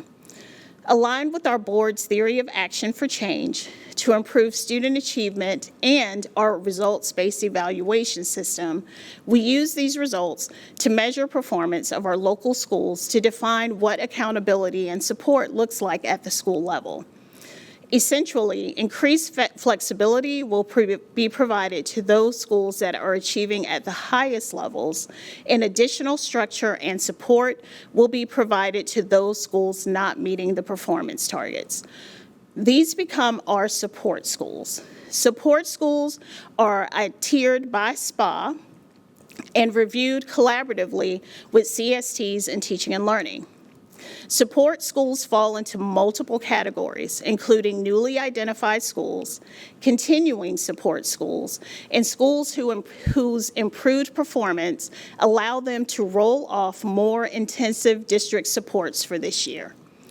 Each school's designation informs the level and type of support they receive. Support is customized and may include any or all of the following: co-constructed support plans authored by school leaders, T&L directors, and cluster superintendents, increased classroom walkthroughs and CLT support in identified content areas or grade levels, targeted professional development, coaching and specialist support, and collaboration with other departments like student services, leadership development. Support is aligned to each school's local school plan for improvement and Title I needs assessment if they are a Title I school. Plans are stored in shared folders and embedded in LSPI tools for transparency and accessibility. The support process allows a year-long timeline with key milestones to include a school's identification and initial outreach in September and October, as well as a quarterly 45-day LSPI review. Each review includes data analysis, reflection, and updates to the support plan. We're committed to measuring the impact of support. Therefore, monitoring is a multi-layered process. Cluster superintendents begin by participating in the school leadership team and curriculum team meetings in August. And starting in September, CSTs join school and district leaders in the classrooms using the district shared walkthrough form. In leadership team meetings and in CLTs, progress is tracked through LSPI reviews every 45 days, capturing implementation and impact of the school support plan. Data points and success indicators may include CLT self-assessments, principal and AP reflections, informal learning walk data, and CST walkthrough data. These help us evaluate effectiveness and continuously improve our approach, and then ensure that support is not only delivered, but monitored and refined. This year's modified, more rigorous selection process and subsequent support plan process reflect our commitment to equity, excellence, and continuous improvement. So I wanted to share our last theme that emerged from our root cause analysis, and it really, the heart of this theme was our process for reviewing our instructional resources and our assessments. So last year was the first year we had all K-3 ELA teachers implement the state-approved instructional resource, which is our EL curriculum. With full implementation, we gathered feedback from teachers and administrators on some enhancements that would improve the explicit and systematic components for structured literacy. Some of the identified improvements may have been a driver for some schools supplementing the resources that we noted earlier in the presentation. For the first time ever, we also adopted AKS for our alternative curriculum. This allows us to ensure we have clear learning targets to measure student progress on defined performance standards over time for our students with IEPs. We also encouraged all schools to leverage the assessments aligned to the instructional resources. Schools, by leveraging curriculum-aligned phased assessments, teachers have the opportunity to identify learning gaps early, adjust interventions to promptly meet the individual needs of students. We noted when this did not occur, we sometimes lack the timely feedback necessary to ensure students are making adequate progress, potentially leading to significant or some gaps that we've seen in our data, in this year's milestones data. We also engaged and cross-divisionally into end-of-course, end-of-grade assessment and curriculum alignment audit. In some places, it confirmed that the milestones alignment with our current instructional plans and pacing with our district assessments as well. It also highlighted a few areas for us to revisit and align our instructional plans to ensure we are appropriately preparing students for the work ahead. So this year, we've identified areas to enhance our elementary literacy resource, which is our all and skills block, to minimize some of the fidelity issues and support systematic and explicit instruction. This will improve the quality of instruction and improve the consistency of the resource use, providing more structure and guidance for teachers to implement more consistently and effectively. We're also implementing new ELA AKS. Now, in a previous slide, I've noted the new literacy task assessments that were implemented this year. With the shift to the new Georgia State standards and our newly adopted ELA AKS, it really gives us the opportunity to look very closely at the foundational skills that our students need to master K2. So when we're looking at their third grade milestones data, the foundational work that's needed to set them up for success. We would have been assessed, measured, and adjusted instruction to better meet their needs. We are also phasing in feedback mechanisms for all of our programs to support annual curriculum reviews and improvements driven by teacher and leader feedback. These reviews will include looking not only at our AKS, but our instructional pacing, calendars, unit and lesson plans through the lens of the teachers and administrators. This will help minimize frustration and deviation from the planned curriculum to ensure systematic and sequential instruction for all students. These strategies will help ensure a needed balance of curriculum, instruction, and assessment, and allow space for thoughtful innovation to maintain a world-class standard of instruction. So I am looking at our time, and I think I'll probably wrap up with this slide. We also wanted to highlight the connection from our multilingual learner program review and the information and process and data that was identified from that shared root cause analysis. And what you'll see is there's a consistent and unified theme that emerges for each of those areas.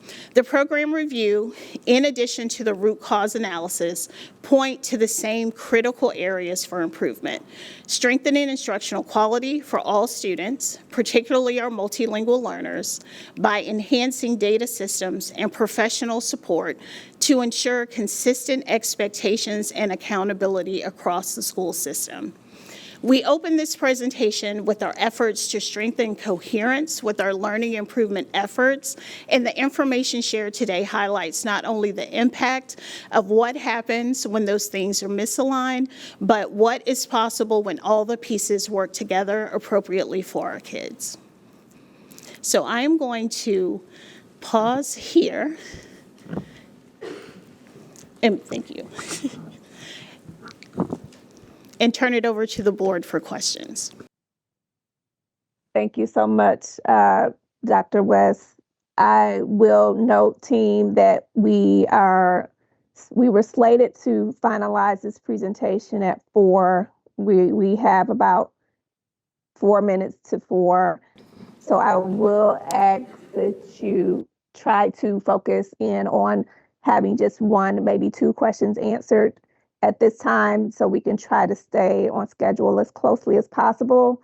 I appreciate you trying to hone in on what's most significant to ask in a moment. And we'll go ahead and open up for any comments or remarks here. Thank you, Chairwoman Dr. Simmons, and thank you, Chief West, for that presentation. I just have really one question. My others I'll email. But when it comes to the language plan for all staff, I see there is a list, and my main question is around the ML specialists. There are 8 specialists for specific schools. And I just have a wondering, since there is a language goal for all staff, if there's a plan to have maybe a floating multilingual specialist that can go across the district to support all teachers, staff who support multilingual learners, because I'm hearing from stakeholders, they teach multilingual students, but a lot of times they may not speak multiple languages. Yes, thanks for that question. We actually have a few ML specialists from our district team that are assigned to schools across the system.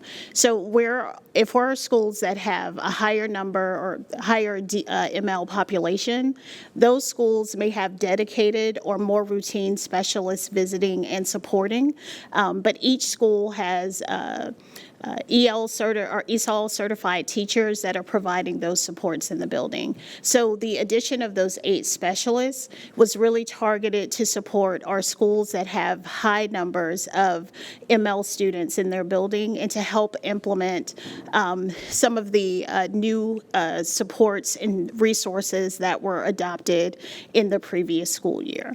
Last school year, we adopted a resource to support our ESOL courses, which that was the first time we actually have done that in GCPS, is to have a defined curriculum to support our English language development and ESOL courses to support our multilingual learners. So those 8 specialists, we're not only supporting that work at the high school level, but also pushing in to support at our elementary and middle school levels as well. Thank you. I'll ask the rest offline. Thank you, Chief West, for your presentation. Couple of quick, you talked about launching language goal training for all staff. Did we create any kind of an incentive program to get them to do that earlier as opposed to just sometime during the year? We have not created an incentive program, but I will say that our principals and teachers, just like Ms. Stone shared earlier, are eager to have some additional supports. One of the things that we wanted to be intentional about with the design of this program is make it self-paced so teachers can work through this content on their own time. Also give some guidance for if schools wanted to build this in as a part of their professional learning plan for the year, give some structure and guidance on how they can leverage that resource in that way as well. And we try to design each of the modules to be bite-sized so that if a teacher might have a break in the day or some time after hours or at the end of the school day, it's just enough each of the modules so that they can get that piece completed and have some practice and next steps that they can take back and try in the classroom. Okay, and in our improvement plan, I know we talked about this over the last, 12 months or so in terms of how we changed how we provide support to the various tiers that our schools fall into. So when you talk about reassigning resources, is that part of taking, as schools move up and out, we're not reducing the amount of resources available, we're now concentrating those resources on the schools that need the support? We actually, to a certain degree, we actually do concentrate or intensify those supports that need additional supports. So, for example, when our numbers of schools receiving direct support from not last year, but the year before, when we may have moved maybe 20 or 30 schools off that list, that same team, because we're still working with the same number of staff members, now have more frequent and longer visits in each of the schools that were identified for support. So we did intensify supports in that way. Recognizing that there could be a shift in the number of schools that are on that list for this school year, this is why we're adding those 25 literacy specialists so that we have a dedicated literacy expert in each of those buildings to ensure that we can support those schools in moving that work at a high level. Okay, awesome. Last comment actually is, I think, and maybe at some point in time it's appropriate to this, it'd be great to have an example of a walkthrough, or, just all of these steps in order that have gone from, hey, we took a look at this and we identified this, we implemented this, and this was ours. So just to kind of give us an idea of what a real flow of this process would look like. We do have that available in the updated literacy plan to see what the goals were each year from, I believe, 2022 to where we are in this school year, and kind of indicating like what are the targets that we hit, what are the areas for improvement, and then you'll see sort of the growth of those goals over the last 3 years. Awesome, thanks. Yeah, thank you, Chief West. Just to piggyback on Mr. Knudsen's last question, so the learning walks, I like that idea of examples. And I don't think you touched on this, but how often are they done, and are they ever repeated in certain classrooms or schools? You want to take that? I'm going to turn to Dr. G. Attab. He's one of our cluster superintendents. He's going to answer that question for you. Thank you. Good afternoon. In fact, this morning at the Meadow Creek cluster, we actually used this learning walk tool for the first time. And what was great was those 16 elements, we were actually able to identify specific targeted areas within each classroom. And we started with that pre-walk, and our assistant principals at Meadow Creek High School led that walk with us. So they captured what we should be looking at based upon the CLTs, what they were working on with those collaborative learning teams. And we went into those classrooms, we were looking for that.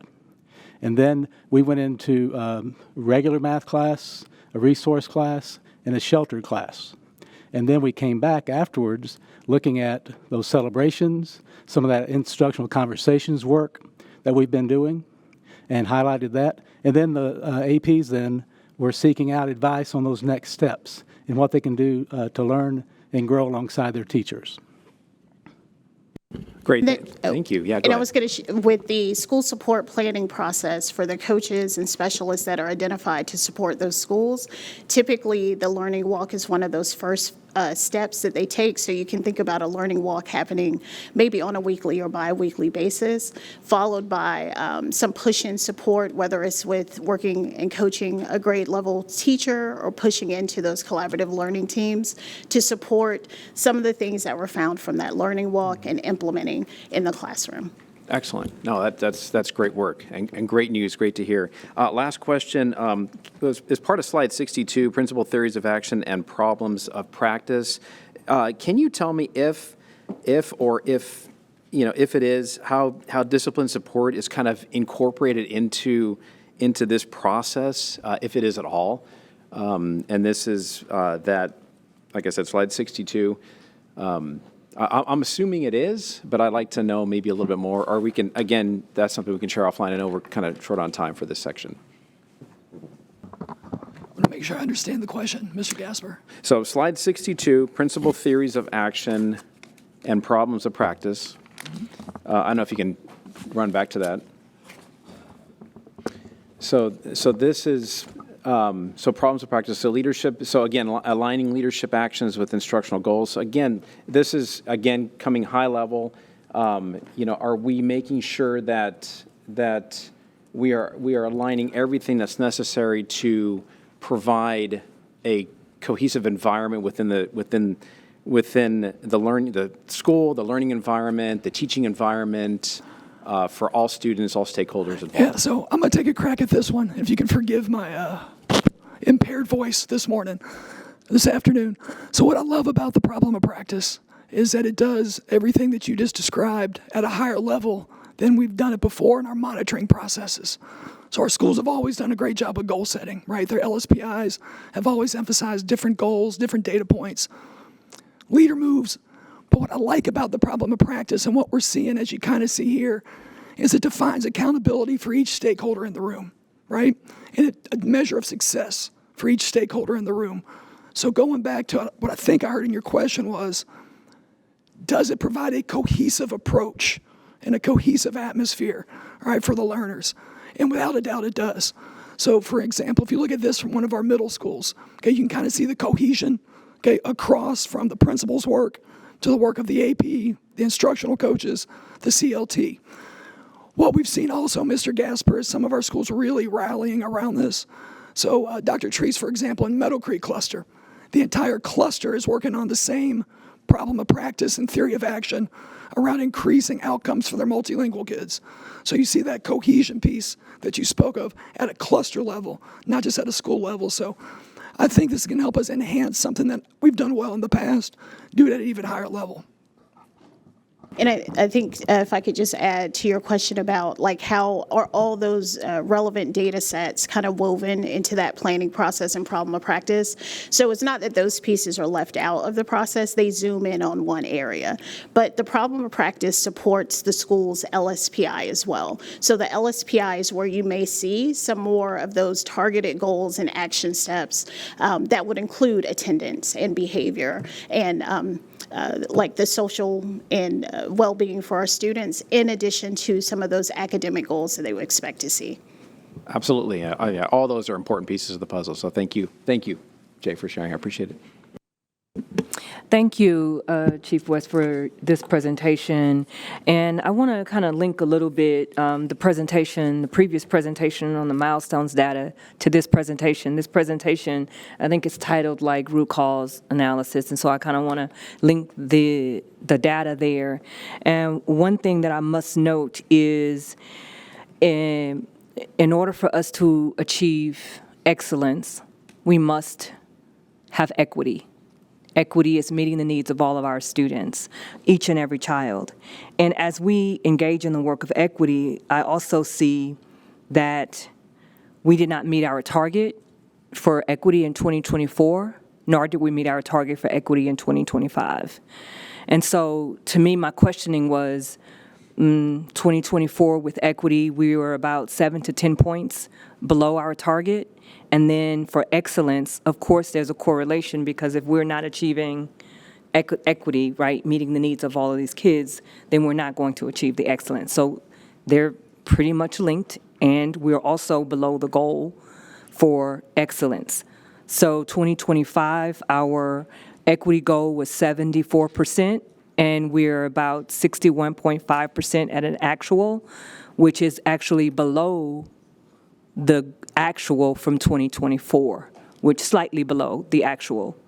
In 2024 for excellence, our actual was 74%, and our actual in 2025 is 74.5%, so a slight increase there around the excellence piece.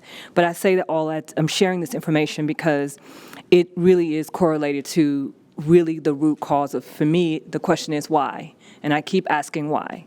And as I ask why, the root cause of that is sort of what you've explained here. And so my question specifically is, when WestEd presented to us, they provided some specific recommendations. We used an example of MLL. We talked about it a bit around the walkthroughs, the learning walks. And so I'm wondering, how did you align the recommendations from the WestEd study, which was a huge investment of time and money and energy, and even engaging with teachers, and how did we use that data here? And as you answer that, can you also link in the teacher voice piece around pacing, their time outside of contract hours, lunch breaks to be able to just plan or eat lunch, use the restroom, like all of those things, if you can kind of give us a good summary around the MLL, WestEd, and the teacher voice piece in this. Certainly. So I may be able to tackle a few of these at a high level, but in terms of like the teacher schedule pacing, and I think to Mr. Gasper's question about, or maybe it was Mr. Knutson, around how do we incentivize teachers when some of this work needs to happen outside of their scheduled or contracted time. So with the WestEd study, and if I could just zoom out, maybe I'll go to that slide, to some of those big, broader buckets, a couple of things that emerged in that study was, one, having a clear vision and expectation around the instructional program and model that we expect to be implemented, and to ensure that that work is evidence-based, and that accompanying that is a system of monitoring, accountability, and support to ensure that what we said we want to see in practice is actually happening, and when it's not, how are we responding? And I think the response time is what's critical. I know we look at data based on like our iReady benchmark windows 3 times a year. We also look at data with our milestones data, which is at the end of the year. Some of the things that we want to be more intentional about moving forward is looking at those just-in-time checks for understanding, informal and formal assessments. Like one of the things I mentioned as a part of shifting some of that data collection into a centralized system, it allows us at the district level, because all teams are pushing in to support, in addition to our schools and teachers, to begin to look at trends right in the moment and adjust instruction just in time.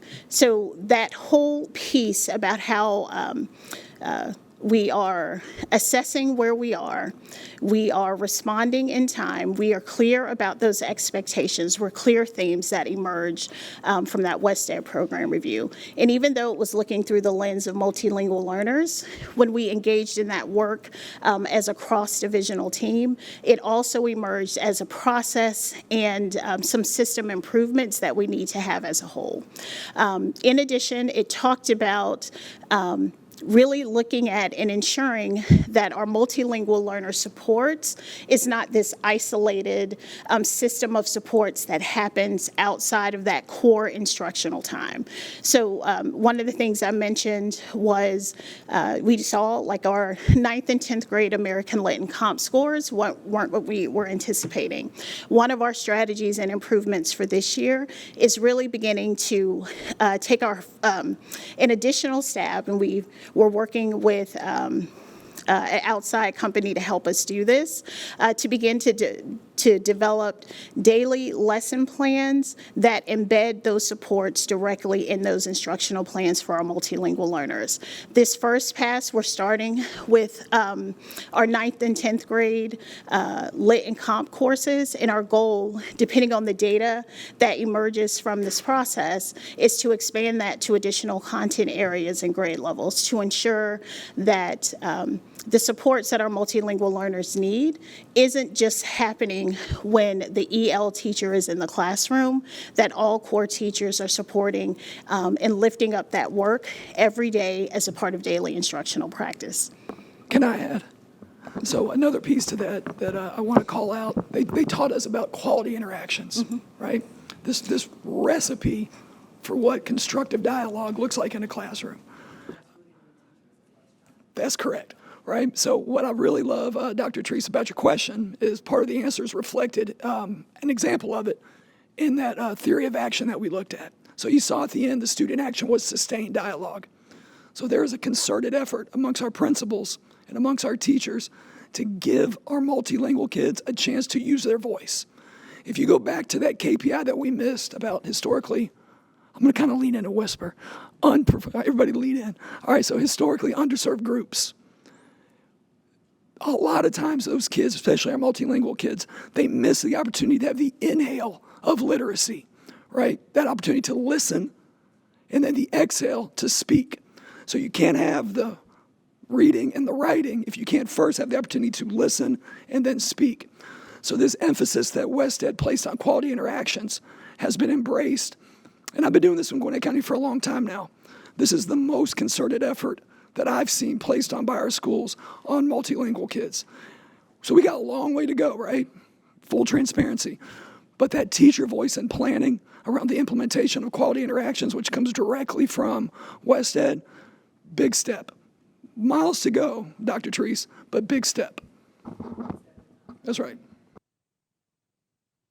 And there's probably some additional pieces that we can follow up with to give more detail around some of the questions that you posed.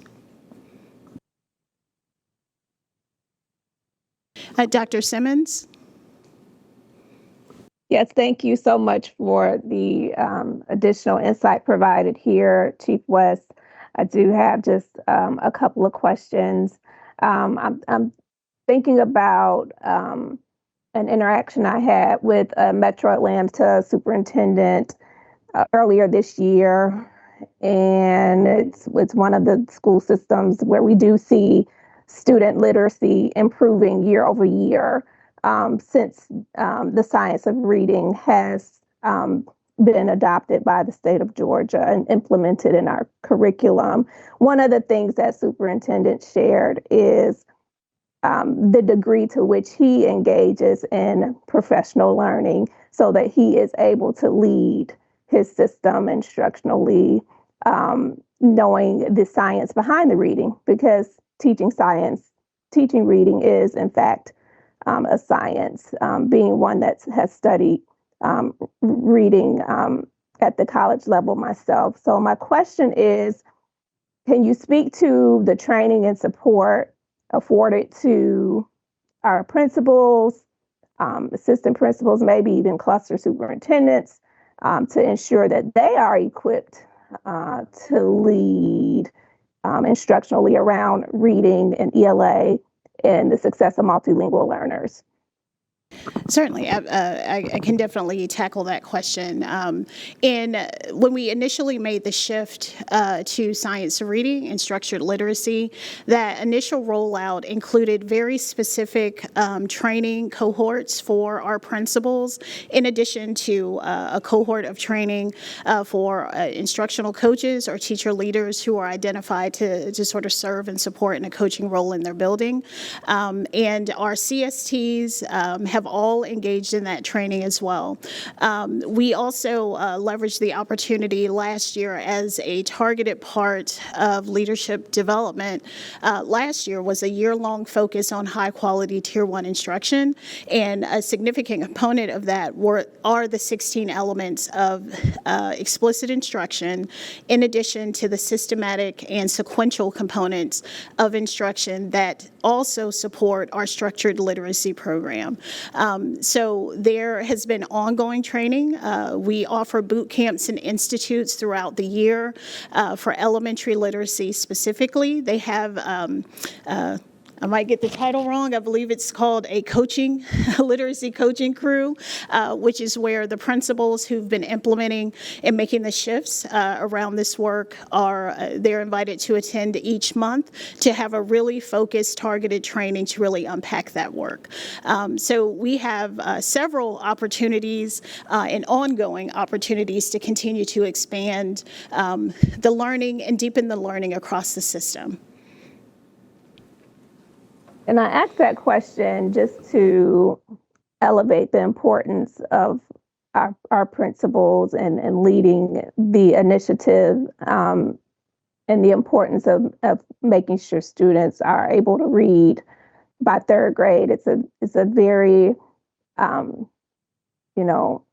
significant seat that they sit in as the leaders of our schools, and just want to make sure that they are supported in this endeavor, because essentially they are inspecting what they expect, and to do so would need to know what constitutes high quality instruction around reading. And so just wanting to be clear in that our leaders are being supported along the way. You mentioned a literacy plan.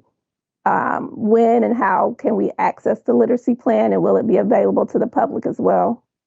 Yes, it will be available to the public, and the board should receive a copy in this week's board update. And if you are interested in receiving like a hard copy, just please let Dr. Taylor or Lisa know, and we'll make sure that we're able to mail one to you, because you may be like me and like to write notes. The last thing I'll just note is that strategies supporting multilingual learners are strategies that are helpful for all students. Oftentimes we'll talk about students in terms of programming and the programming that they're aligned to, or the supports they receive as a result of being in a particular program. But we don't often talk about the relevance and the resourcefulness of how certain strategies and techniques that maybe are learned as a result of delivering instruction to one group could benefit many others or all. And so I do want to elevate the fact that strategies that are helping multilingual learners to be more impactful and to reach higher levels of academic achievement have been proven to, in fact, elevate achievement of students that are not multilingual learners as well. And so I'm really looking forward to, again, continuing to hear how our district is implementing the feedback from the Multilingual Learner Program Review. I appreciate the slide you provided. My final thought is that I do recall from that review, there was a notation that we had a lot of different programs and strategies and initiatives being implemented across the district that were varying from school to school in many cases. And I recall one of the recommendations being to think about how to pull back, how we can alleviate maybe some of the stressors that are caused. And so my final question is, and I think this might be a little connected to where Dr. Therese was going, how are we is there anything that the district has in fact pulled back to in an effort to become more targeted in what we're implementing to be more clear around what's going to be deemed, best practice, and just thinking about teachers not feeling overwhelmed because you did share a lot of what we've added to plates, it sounds like. And so I'm wanting to get a sense of, have we removed anything from plates, and how are we being mindful of our teachers and their time? Yeah, absolutely.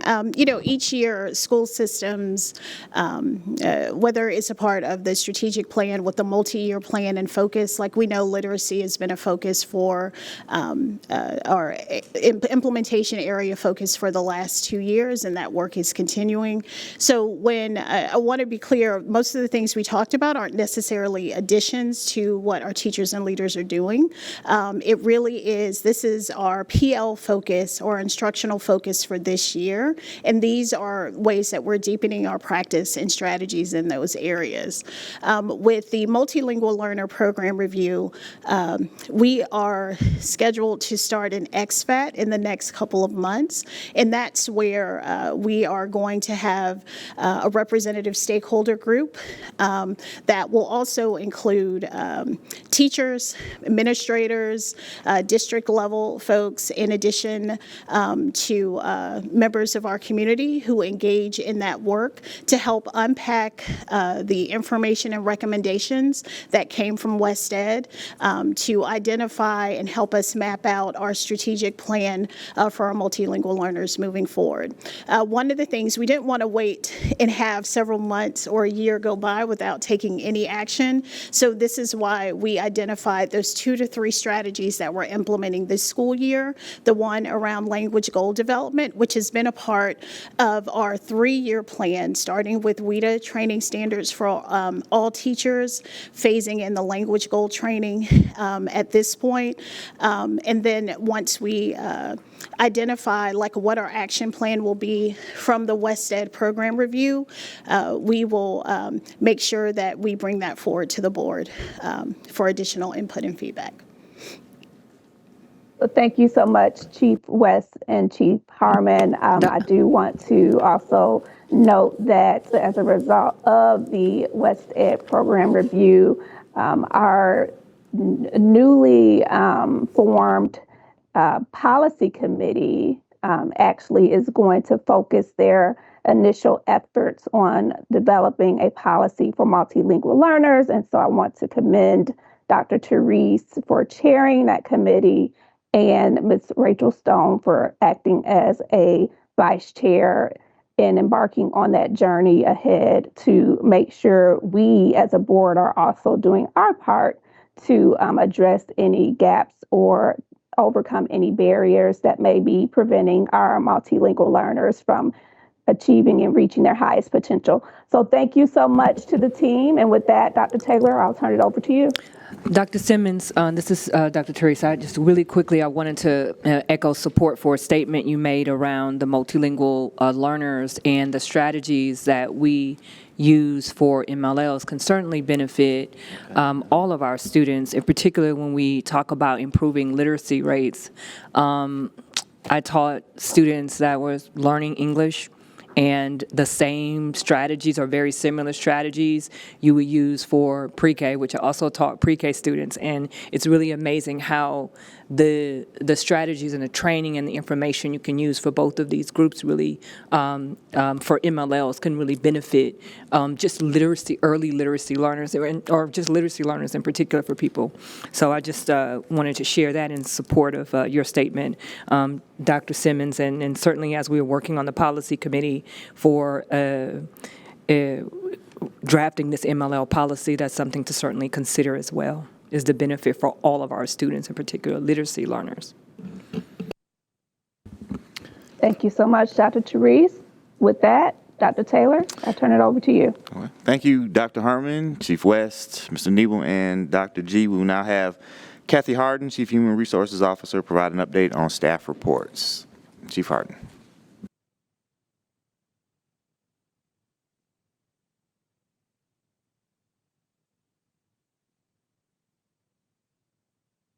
Good afternoon. Chairwoman Dr. Simmons, board members, and Dr. Taylor.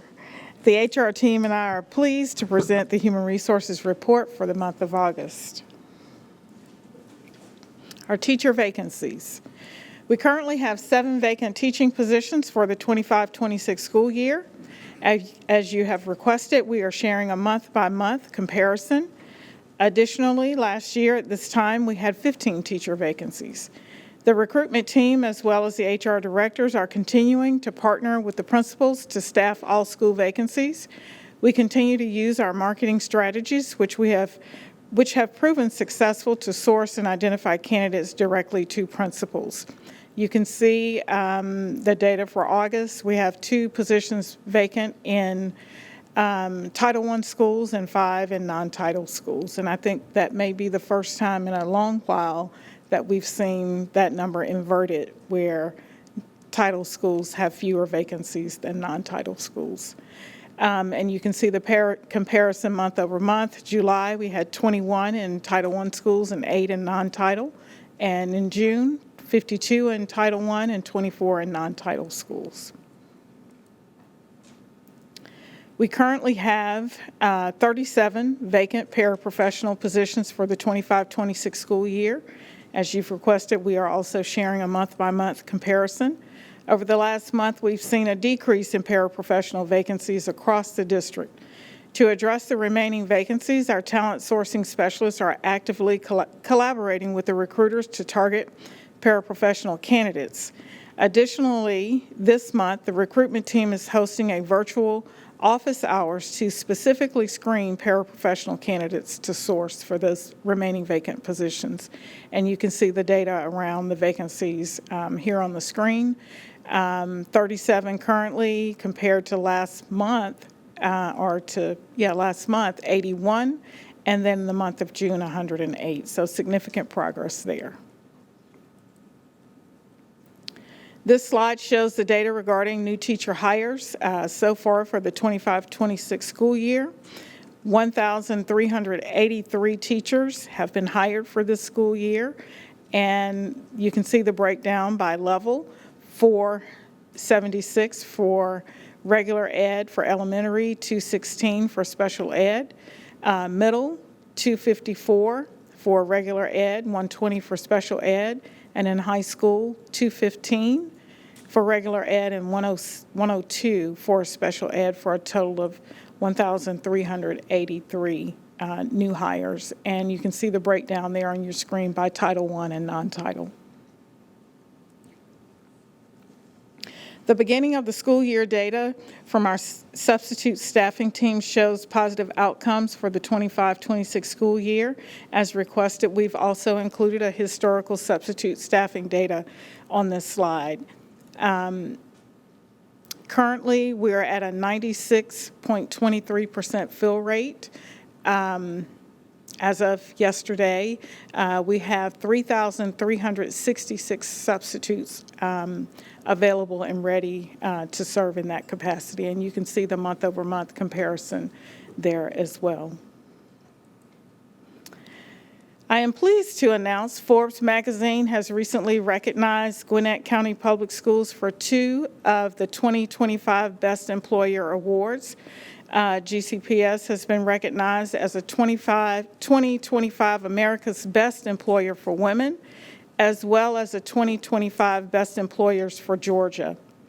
These awards are based entirely on what our employees anonymously said about working at Gwinnett County Public Schools.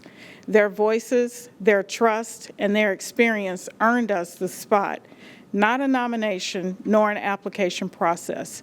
Being named one of Forbes' best employers is a powerful affirmation of the culture we've built at Gwinnett County Public Schools. This recognition reflects our ongoing efforts to ensure that every employee feels valued, supported, and empowered to succeed in their role supporting each and every student in Gwinnett County Public Schools. This concludes the HR report. I stand ready to answer any questions. Thank you, Chief Hardin. Board members, Oh. I now turn it over to you for questions or comments. Thank you, Chief Harden. I really appreciate this presentation. I know we're short for time. I just have one question on the 2025-2026 school year hiring update. Do we have a breakdown of new hires when compared to existing teachers and staff? So, for example, staff who may have renewed their contracts by regular ed, special ed, and then by grade band, elementary, middle, and high? We could probably get that data. We do, we are able to tell you how many teachers renewed their contract, and we usually do that in the spring. We issue contracts typically in February, and so we can report at that time how many are renewing for the next school year, but we can tell you how many teachers actually renewed their contracts for the 25-26 school year. Now, do keep in mind, although contracts are signed in February or somewhere thereabout, teachers do have until June 1 to actually get released from their contract without penalty, and that is a guideline set forth by the PSC. So although you may sign your contract, you still have the ability to make a different decision between signing and June 1. So that number can change after it's reported. Thank you. I was just curious, like when we're looking at like day one, so August, our first day of school is August 4th, how many new hires versus previously hired teachers that we have by regular ed, special ed, and then by grade band? That's just what I was curious about. Well, I mean, we could give a year-over-year comparison that looks like this comparison, which is a month-over-month comparison. That would show you how many vacancies, and we could say how many hires we've had. This is the vacancy report. I think I need to, let's see, the next slide, I believe. It's paraprofessional. Well, I have it in my notes here, the number of hires, but I think we could probably give you something that shows a year-over-year comparison, if that's what you're looking for, is to see. Really, I think what you're probably looking to learn is what is the retention rate. And we can't give you a clean number on that until after CPI. Okay, thank you. And we'll report that once we have it. And when is CPI? You want to speak to that, Jewel? Give her details about CPI and what's involved in that? It's just the official state reporting that we have to do for our staff. So we do a similar thing. It's like October FTE for Yes. students, only for adults. So it's in the month of October. So that's typically when we give our official reporting for that, but we can make sure that happens for you. So is that what you were looking for is, yeah, you're getting at retention, yes. Thank you. Chief Harden, thanks for a great report. Thanks for all the hard work you and your staff have done to get us to a Thank you. 0.05% vacancy. I mean, out of 13,000 or so teachers to have 7 positions open, it's unbelievable and a fantastic testament to the work that y'all have done. Thank you. And to the culture that we maintain here in GCPS. Absolutely. It would not look like that if this were, and kudos on best employer recognitions. That's fantastic. One quick question. We're about 100 substitutes lower this year than last year. I mean, it's probably unknown, but any idea what may have happened? I can't speak off the top of my head, but you know that our Grow Your Own program, that's a pool that we draw from for our Grow Your Own for teachers, is to really invest in our substitutes to get, they're already degree professionals, and so we want to get them in that track to get their certification. So a number of them, I've lost a couple of team members, myself, that are degree professionals that have gone into teaching, that are in the classroom, and so we really pull on that pool to get people into the teaching pipeline. Okay, I just wondered. Thanks. Yeah, great report, and congratulations on Thank the 0.05 vacancy rate out of all the teachers and staff that we have. And just echoing Mr. Knutsen's comments and the rewards and recognitions, and I hope they're plastered up on the wall somewhere in the district office here so everyone can see They it. will Is it be. perfect? And I'm assuming that's a year-long award recognition that we can celebrate? It Perfect. is. Okay. We have, the district has won multiple. It has not been a every year recognition, but we have been recognized the last 2 consecutive years in both categories. Super, yep. Great job. I yield back. Thank you. This is, again, a great presentation, and I've never seen this inverted, the Title I. So kudos to you on this. I have a question around a national trend. Do you see, in general, that there is a national trend where the teacher vacancies are lowered compared to this time last year, specifically with GCPS? But I just wonder nationwide. I thought I saw a report recently that kind of I can't say shared. nationwide, but I can tell you some of my peer HR executives are reporting that their staffing situation is in much better shape this year than in the past couple of years. Yes. Right. And I'm trying to recall that, and I believe that that is the case, just from memory, okay, that I haven't seen it this low in maybe years, so I could be wrong, but I don't ever remember. We haven't been this low since before 2013. Oh, okay, well, there you go. So I'm saying I've never seen it like this, so, Yeah. so I was wondering if it was a national trend also. And the other question I have is the growing your own program you have for people who graduated from GCPS? Yeah, and that's multi-pronged, but that is one of the prongs. That's one of the, okay. And so this is also historically the lowest you've had in term, well, I guess the most participation you've had in this program has been this year. Yes. Dr. Mosley is confirming, yes. And then the lessons that you all, so year over year, can you just share like what changes you've made to make these improvements where if this is the highest number of participation, if you can share what you all have done to be able to make that happen, I think that's great. And I'm wondering just lessons learned and improvements you all have made along the way. I'm just curious to know. Dr. Mosley, can you speak to some of the strategic points in our strategy around Grow Your Own, and then specifically, if you would speak to employee experience and how that work contributes to our overall success?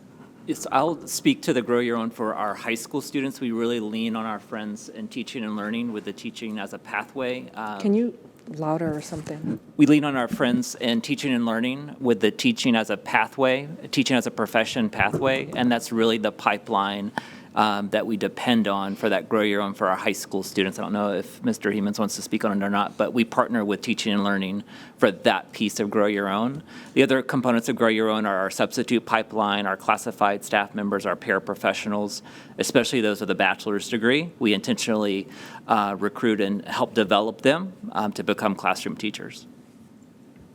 And employee experience, you want to speak just a little bit about some of the work that we do? And can I just, before that, we also have this space right now in our economy where many people aren't working. There's been a huge impact and loss of employment, and I'm just wondering, for various things like we're possibly entering a recession and all these things that's happening with people losing jobs, or, I'm wondering how we can engage that in a way to benefit our school system and help with that Grow Your Own program. And that's why specifically I'm asking around trying to learn more about that.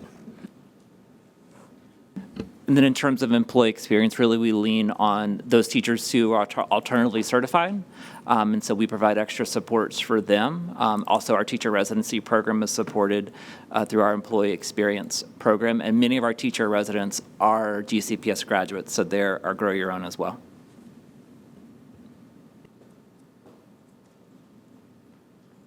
You're welcome. Dr. Simmons? Yes, thank you so much for the report, Chief Harden, and congratulations again on the Forbes recognition of best employers for women, as well as employers by state. It's a true testament to the work being done. If you can, for me, go to the slide around paraprofessionals that have been hired, the vacancy report here. I noticed that we started in June with 58 vacancies in our non-title schools, and that's gotten down to 14. Started with 50 in Title I schools, and we gotten down to 23. So it seems like that rate is we're filling our Title I schools a little at a slower rate, I guess might be the term I'm looking for, than our non-title schools. Can you talk a little bit around that process? Do the paraprofessionals, do they get to choose which school they're assigned to? Can you share any context there? Yeah, I can tell you, yes, people do apply to their school of preference, and we support those people based on where they're applying to. So it's not that they're coming in and applying for a generic position and then we're placing them. They are applying to the school of their choice. Okay. So do we have fewer people applying to the Title I schools? Is it just that at some schools maybe people aren't applying at all? And what does the support look like from HR with the principals trying to fill those roles?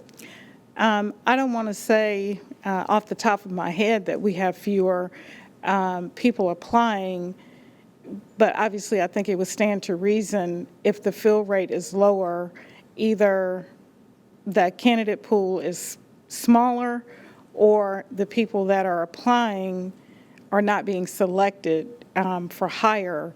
I'll let Dr. Mosley speak to our specific initiatives that we've had over the past couple of months specific to parapro vacancies. I would say that it depends more on the type of programs that are at each school, more so than the Title I versus non-title. So the severity of the special ed programs and the duties and responsibilities that are required of those parapros probably has more to do with it than the Title I versus non-title status.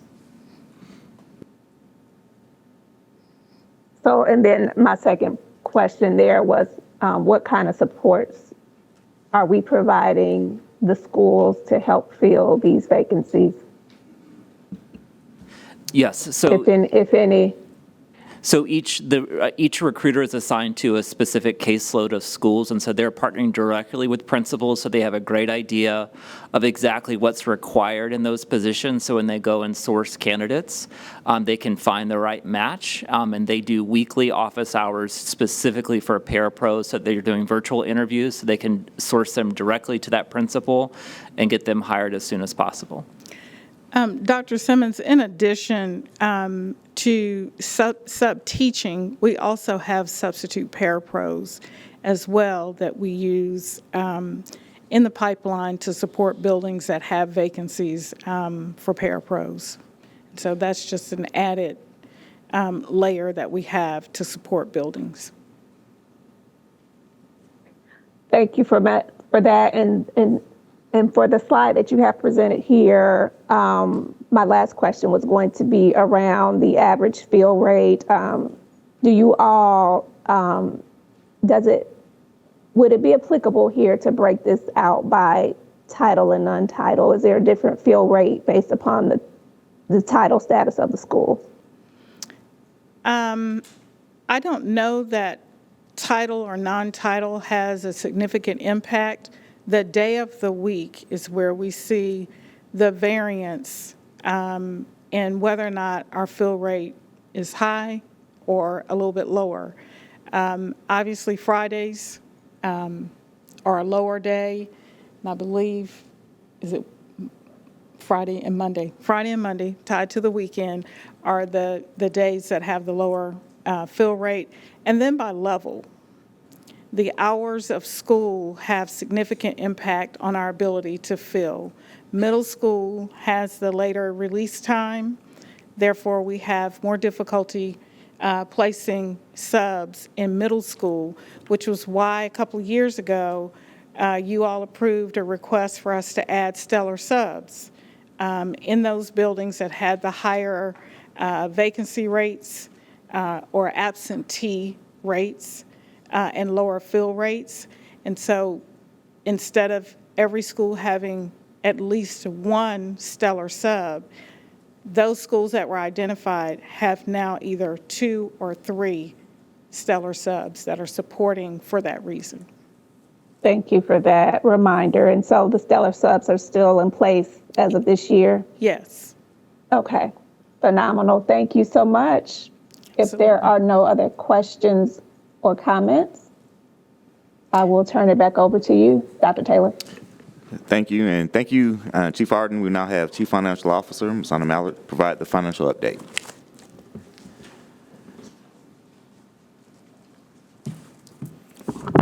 Okay, I will try to run through very quickly.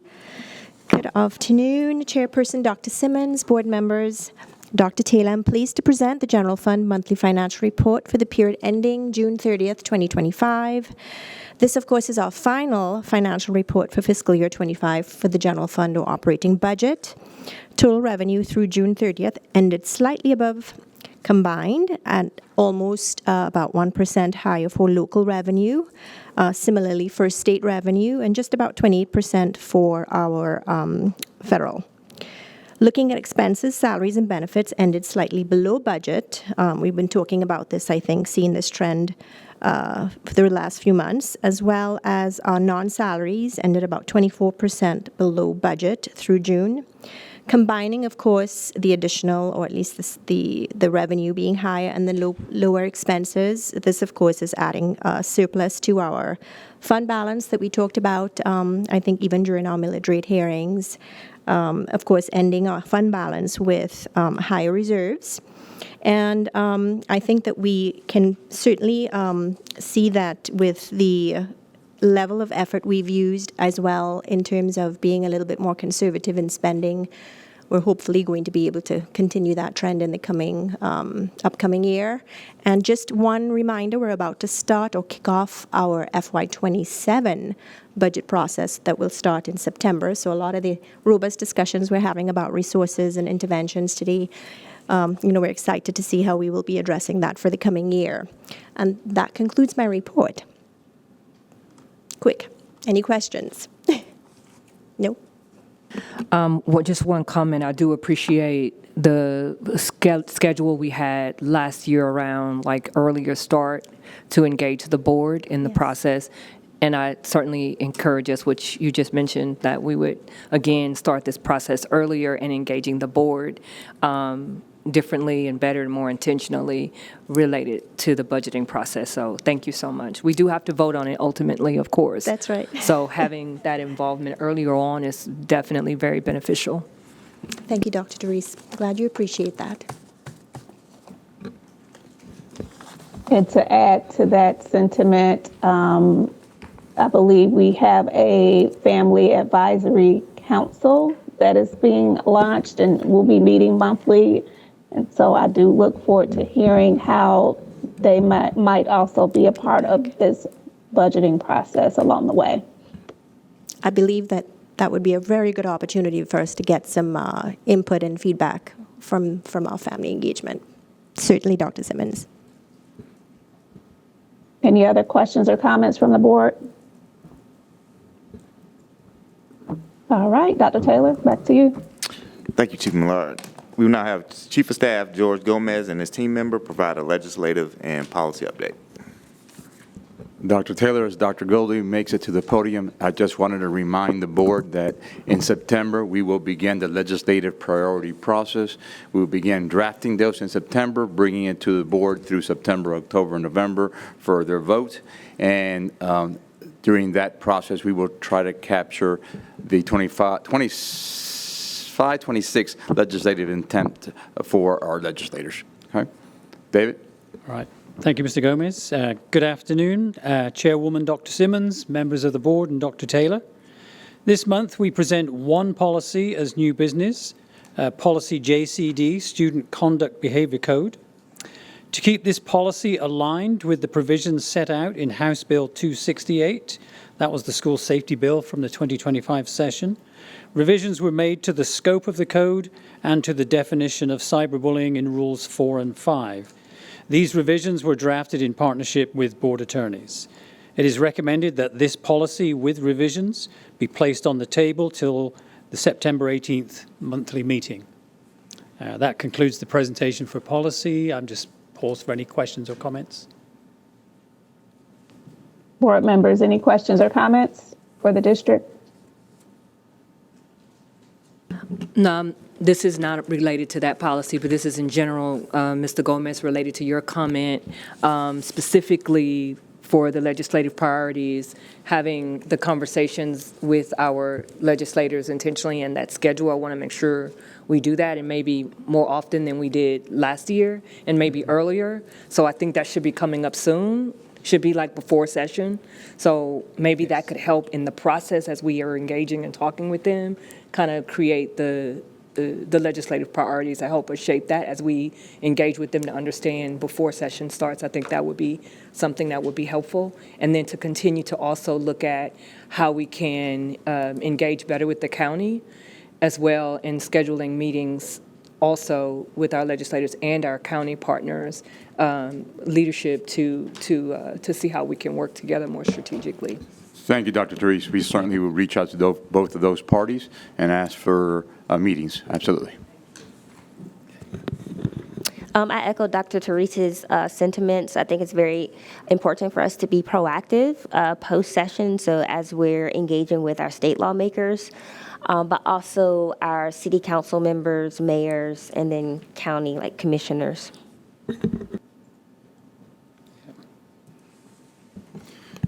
Okay. Dr. Goldie, just Yes. a couple of references to cyberbullying and in terms of changes on this policy. Yes. And then off-school conduct or off-property conduct. Yes, Is that at the beginning other of two pretty much Yes. related to the other two changes? It is, yes. Okay. Just want to make sure I was capturing that. Yes, so House Bill 268 or Senate Bill? Yes. House Bill, okay, House Bill 268 268. expanded those definitions. So as you may remember, a long time ago, there was a lot of authority off campus. Then it was limited, and now this has expanded a little bit again. The cyberbullying, that definition has been expanded as well, so we're just incorporating those definitions into our policy. Thank you. Okay. All right. Thank you, Dr. Taylor. All right, thank you, Mr. Gomez and Dr. Goldie. Board members, I'm going to now transition and provide a brief update on the transition plan.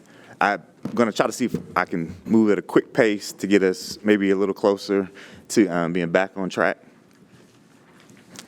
All right, so you'll remember that in April, crafted a transition plan to kind of guide us through the search process and through the naming of the superintendent. Part of this transition plan called for a summary report in August.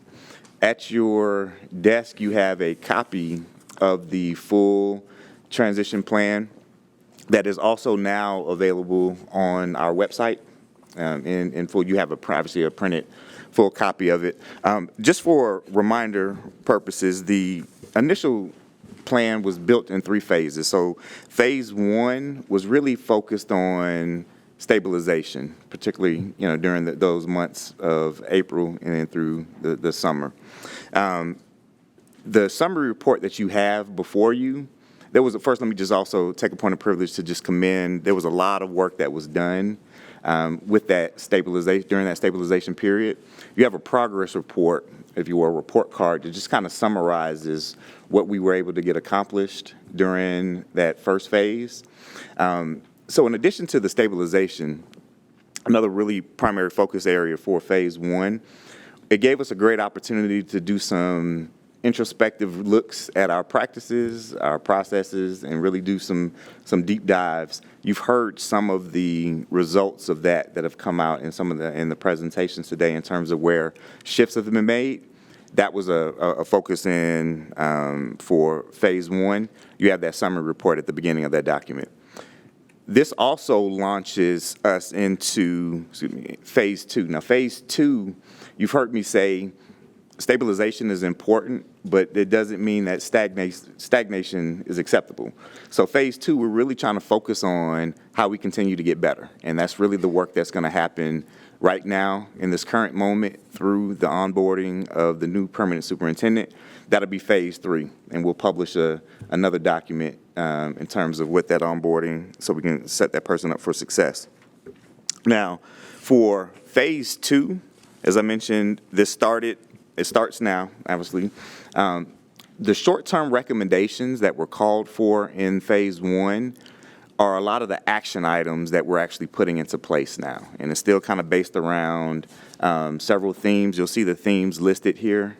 The first theme of deepening the focus on teaching and learning was really just to kind of reemphasize what I talked about, where we're not in a space of stagnation, we're trying to get better. And our work, our primary work, is teaching and learning, so we have to first focus on that, getting better at that. The next 3 bullets are really kind of a continuation of phase 1. That really kind of speaks to the stabilization that we still want to make sure that we experience in the district, that we are still, above water and moving in the right direction. The last bullet, of course, we do have responsibility in this process to support you all in the search for the new superintendent. And then, of course, with phase 3, sometime in the spring, through the onboarding of that individual, we're going to be making sure that we lay out a really solid framework for that person to be successful. Now, also embedded in the purpose of the transition plan, I talked about the short-term recommendations that created the action plan that we're actually engaged in now. There was also an ask for us to do a deep dive, thinking long-term and creating long-term recommendations. Now, these are things that would require maybe a pretty significant shift in culture or philosophy, maybe a significant shift in budgetary investments. We didn't want to, at this point, in the middle of a search process, overcommit the district in one of those kind of directional shifts. However, the list of long-term recommendations we shared that we wanted to also be able to provide you as the board, areas from our perspective of where continued focus needs to be. And then maybe this kind of helps to inform the search process, from your perspective, at least at some level, to provide some data of our internal analysis of what we think are some key rocks. I won't go through all of them just for sake of time. However, they're pretty explicitly communicated in that transition plan, and certainly, welcome questions today and/or as we move forward, should you have some additional information. So let me just pause there and see if there are any immediate questions you may have. Board members, any questions or comments? Yes. So I have a few comments. One is, I think this is a great document for us to look at, to refer to in our transition plan. And I would also say if we can include our core beliefs and commitments in our document, I think, again, it just reinforces the hard work we did to make that happen. And it also shapes what we're trying to create, and for people to really buy into this statement, especially since we revised it. I think it helps people to start to internalize kind of what our beliefs are as a board. Yep, absolutely. And then the other comment I have is on page 11 and 12, when I look at the long-term recommendations. I really appreciate the expand and enhance early learning opportunities. Of course, I've been advocating for, literacy, early literacy in particular, and pre-K.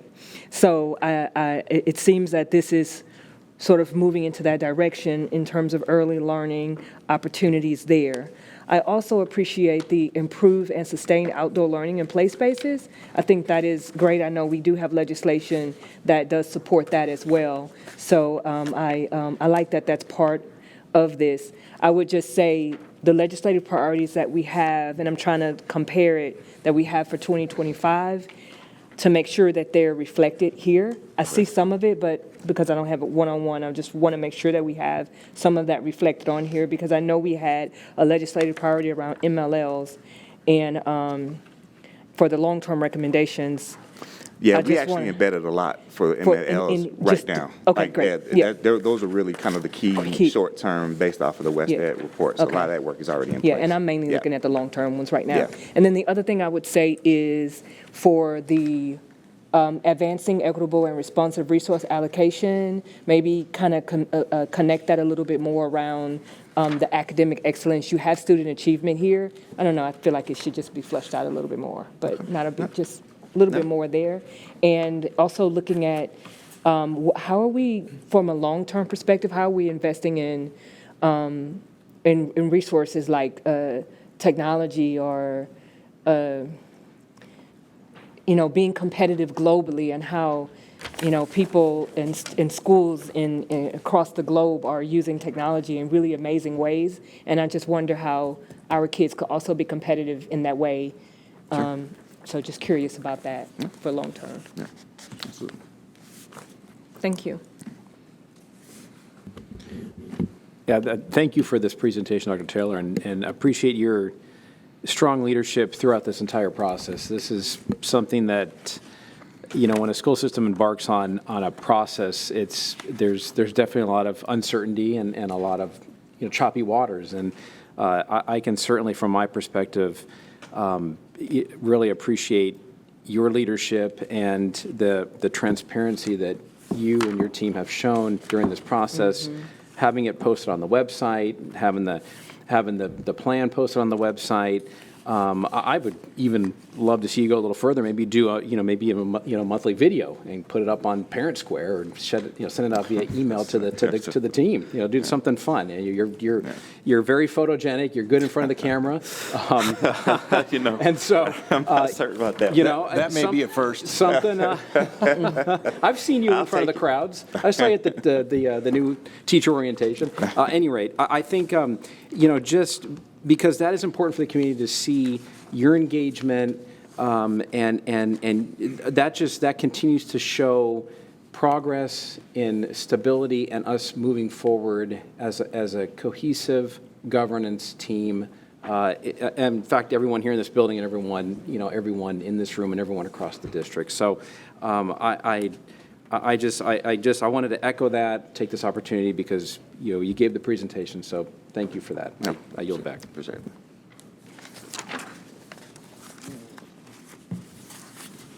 All right. Hearing Nothing, Oh, Dr. sorry, Taylor. Dr. I will add appreciation for the report out here. One follow-up inquiry is around the technology, the role that it plays in our instruction, the role that it plays in our operations. I believe we had an outage earlier this week that impacted all of our schools. I know my kids came home talking about some inaccessibility issues where they couldn't access certain parts of their academic programming while at school, and I've heard that from some others via social media indirectly. And I don't see, maybe I'm overlooking it, but is that something that also should be included in the transition plan, since we see it in real live time impacting our classrooms and our operations? I think and this kind of, I guess, maybe connects to a little bit of Dr. Teresa's point. I definitely think we can go back and maybe add something relative to the. I'm sorry, Ms. Lammer is getting ready to interject. Yeah, Dr. Taylor, because of the work that Chief Spoto has done, the 3-year technology plan is called out in the Phase 2 work because it's implemented this year. But the technology plan is a long-term plan that begins this year, so it's actually called out in the Phase 2 objectives. Right.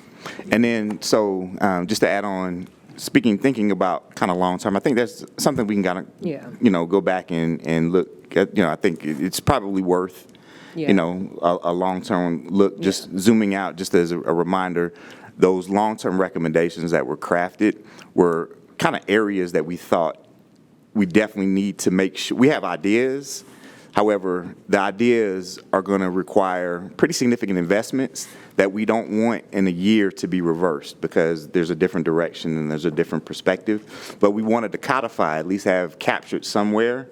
Here are areas that we definitely think, and as I mentioned, in that phase 3, we'll provide the kind of what we would think would be maybe some low-hanging fruit and some action plans connected to these. But that person, we just felt like that person needed an opportunity because of the investments that it would require. That was really kind of the vision behind the long-term objectives. But we can certainly create something around that space for long-term objectives. Absolutely. Thank you. Yeah. In light of the portal outage, and I don't know if it's been completely resolved, but it does bring to mind, are there financial implications aligned to what happened? Were we anticipating the outage? Is it something that could have been anticipated? What do we need to do to prevent it from happening again?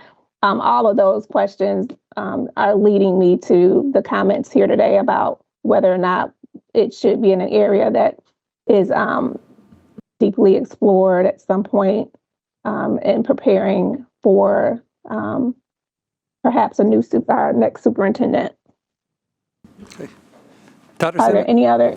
Dr. Simmons? Yes. This is Eric Spoto. Let me, if I may, kind of go over what happened this week with the portal. Would that be okay? Sure. So first, let me just apologize for the issues we're experiencing. I know this at the beginning of the year. It's a very busy time of the year, and there's frustration with what has happened. But I want to take a moment to try and provide some context for what we're experiencing. So on Monday morning at 1:30, the breaker tripped in one of our data centers, and it was a result of a compressor that went out. When it tripped the breaker, it tripped all 3 of the AC units. We got an alert at 5 o'clock that there were issues at the data center, and we sent resources over there. They flipped the breaker, the breaker flipped back again. So we called the company that maintains that unit to come and look at the unit to fix it. At the same time, we had people over here feverishly trying to shut that equipment down before the heat shut it down. So we didn't get it all shut down before the heat shut it down, which is a bad space to be in. If it shuts down without being gracefully shut down, you lose data, you lose configurations, and it may not come back on. So the impact of that was that the portal services, internet, and applications around the district was without internet, portal services, and applications until around 2 p.m. on Monday. So each of the data centers, it's important to know that are connected as the traffic and the loads are distributed between the two. And we do have mechanisms in place for failovers, and we successfully have seen that in incidents before. When there's a fiber cut from the internet, there's a failover to the other data center. When there's a machine that reboots, there's a failover to the other data center. But for some unknown reason, that failover did not occur. And we lost both data centers until about 2 o'clock when the room was cool enough again. Once the AC was fixed, we could power the machines back up. But we did see some lingering impacts from that, and on Tuesday morning, our portal crashed. So regarding the challenges that we're facing, and I'll kind of explain it, in the world of technology, there are many handshakes that have to take place as data goes back and forth, and currently that's not happening within our portal environment, and we're working to determine where that break in the handshake occurred, and if it's related to the temporary loss of the data center on Monday. If you'll recall, a few years ago, there was a bridge that caught on fire over an interstate, and traffic had to be rerouted until that bridge could be rebuilt. That's kind of the state that we're in right now. Fortunately, if there is a silver lining, 3 years ago we built a disaster recovery plan, and we put a scaled down version of our portal in the cloud, and that's what we're operating on right now. We've got 3 groups that have mobilized. One group that is taking all the applications that were in the portal and moving them up to the cloud. We've got 146 of 261 completed, with 30 or 40 more to be completed tomorrow. We have another team mobilized along with outside support from professional services to diagnose and resolve our portal infrastructure issue. And we have another team focused on the incident at the data center, where we've engaged with an electrical contractor to review the wiring architecture of the HVAC units. Because what happened was one went out and the breaker tripped all 3. So we need to have somebody look at that design and see if that design is still a good design. Doesn't sound like it would be, but we're going to have an electrical engineer look at that. We've scaled up our infrastructure, as I mentioned, in our cybersecurity, our data, our disaster recovery platform in the cloud, and we are stable right now. So at this time, we're being very, very methodical in our approach to diagnosing and troubleshooting this issue. Because we're currently in a stable environment through our disaster recovery plan, we're reviewing our infrastructure architect with a critical eye scrutinizing our current design to make sure that the architecture is what it should be.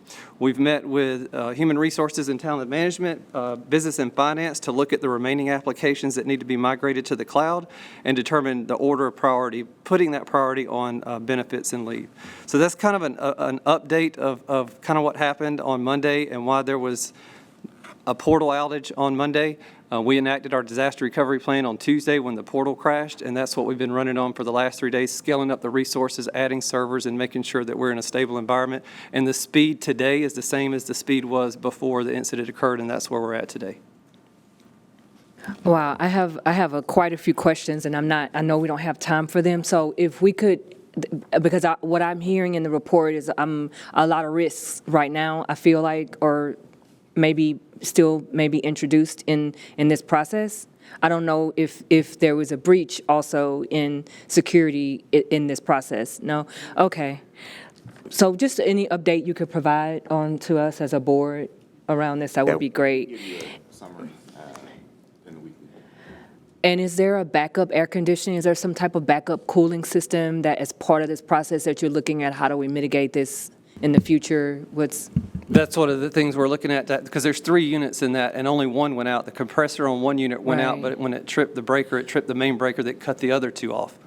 And so we're having an electrical engineer come in and look at that wiring to see if those 3 need to be set up separately instead of on one. So they don't have like an automatic cooling system within? You know how some computers have like fans or systems have fans? I wonder if, and I'm not an engineer, but I'm creative, but if there was a way to where it could internally switch over to some fan where it'll automatically cool. So maybe ask the engineer about that. And we do have uninterrupted power supplies and generators, and we test those monthly. We cut the power to both data centers to make sure that the power supply comes on and the generators kick in. But this wasn't a loss of power. This was a breaker that tripped on a box that feeds the AC unit. So even if we would have had a generator and a UPS on that system, it would have kept tripping because there was the short somewhere that kept tripping the breaker. Okay. Thank you.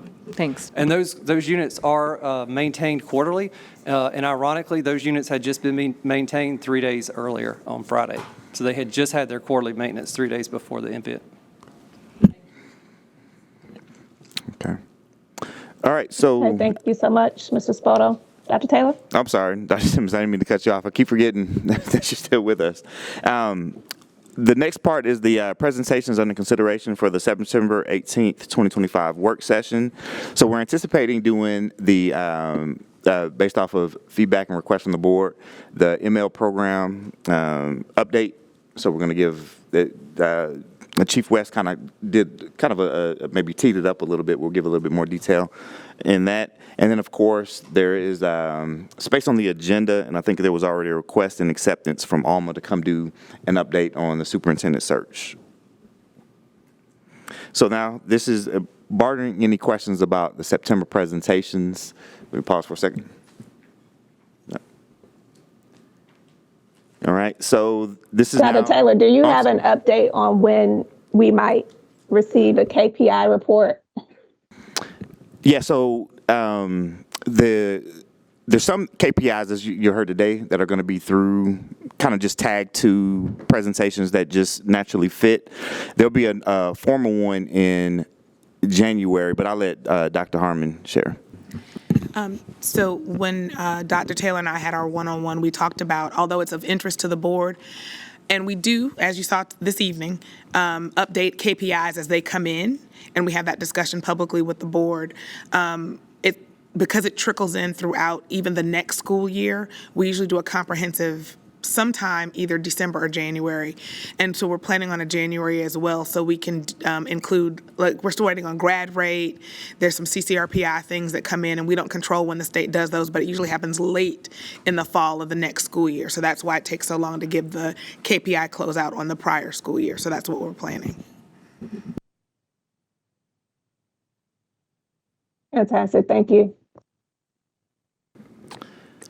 All right, Dr. Simmons, this is now the time that was designated for the governance team discussion.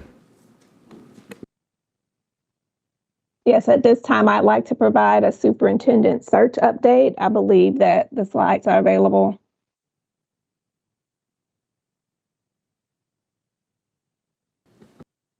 Yes, it's on the agenda on the agenda Okay. slide. You want me to go right to the If proposed we could search? go to the agenda slide, Okay. please. I think we skipped ahead a little bit. Okay. Back to the agenda slide. Thank you. Thank you so much. You're So welcome. tonight, I'd like to provide an important update on our superintendent search process. The vice chair and I have been meeting regularly with the Alma Advisory Group team, our search firm partner, to ensure that we position the district in the best way possible to attract strong candidates to lead GCPS. Community participation and input directly influences who the Alma team recruits and who the board will ultimately select. This search process represents a critical decision for our district's future, and we're committed to conducting a thorough, transparent process that includes meaningful community input. I want to share the proposed timeline for the search and give details about the opportunities for community involvement and engagement and preview what's coming in the next few weeks. Next slide, please. So here you will see the overall process, the overall proposed search timeline, which typically takes about 4 months, excluding the holidays and summer. We anticipate taking the time necessary to fill this position and anticipate that we will get to the announcement in the early part of 2026. During the summer of 25, we worked with the Alma team to confirm our overall search strategy and prepare for robust community engagement after the start of school.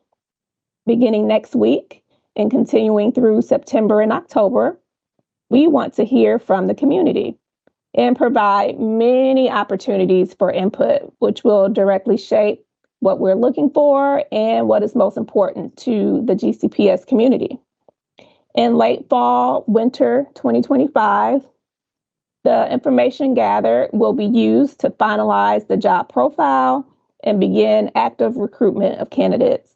We anticipate that October through December will be the peak time for recruiting, and interviews and screening will take place throughout the fall and winter, and interviewing and selecting candidates who will advance to the final round in the early part of 2026. Now, after the winter holidays, we anticipate moving to the final selection process by March of 2026, getting ahead of the peak recruiting season.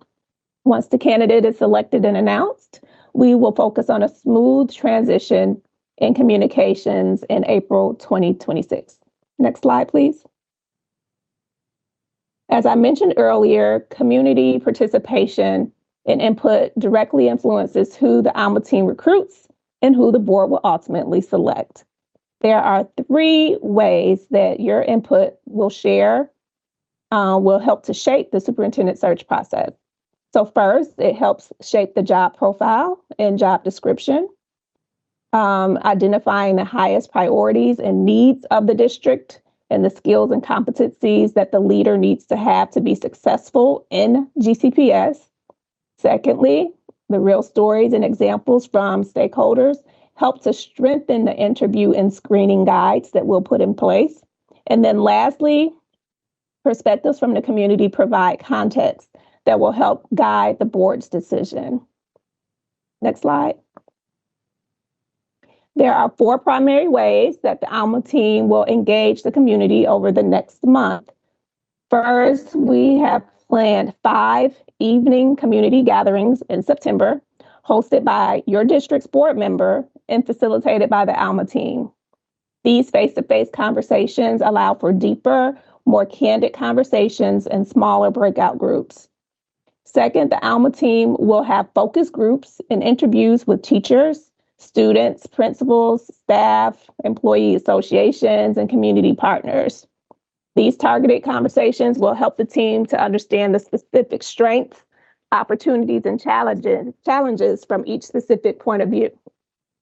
Next, we will launch a broad community survey on August the 25th, so that's coming up next week, that will be available to everyone in our community.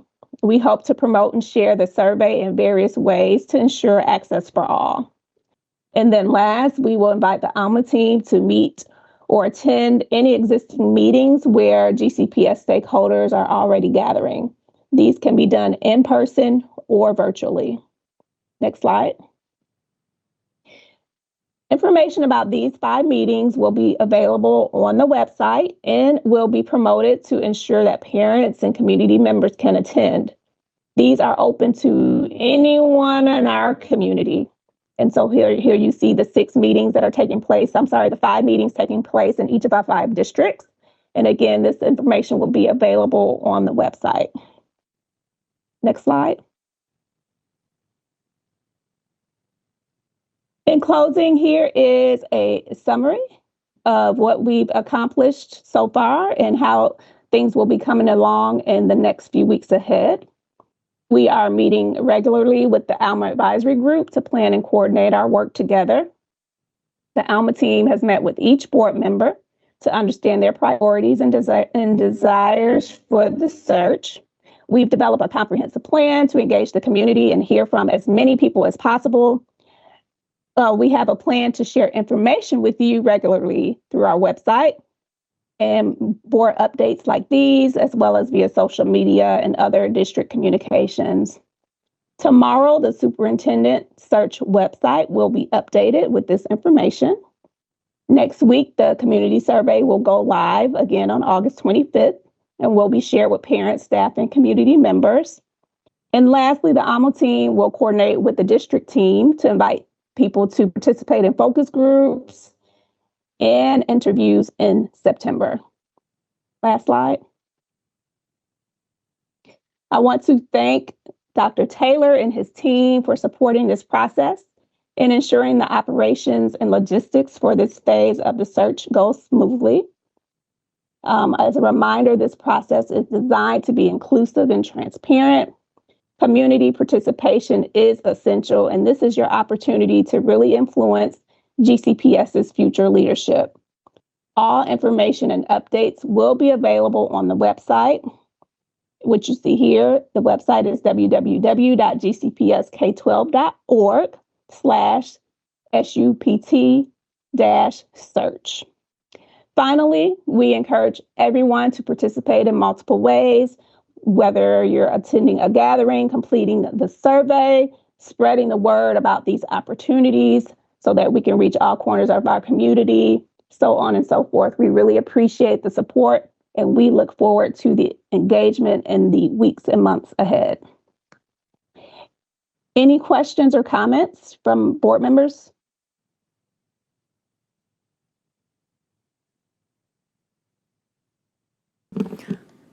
Well, I just want to say, just having participated in the weekly meetings, how much I really appreciate the conversations and the engagement and with the ALMA group and their commitment to making sure that it's a process that really is focused on picking the best person for our school system. And right now, we really don't have the profile yet because we want to make sure that we are engaging with community, and community feedback is part of that process of creating this perfect candidate that we're looking for, right, for that really fits the needs of our school system. And so I just want to just appreciate the professionalism and the attention and the intentionality to making sure that we have a process that is a fair and equitable process to just get the best candidate, regardless of, what we've seen in some unfortunate media publications that shared some disinformation and misinformation. I just want to be clear about us. It's not about race or gender. This is really about picking the very best candidate.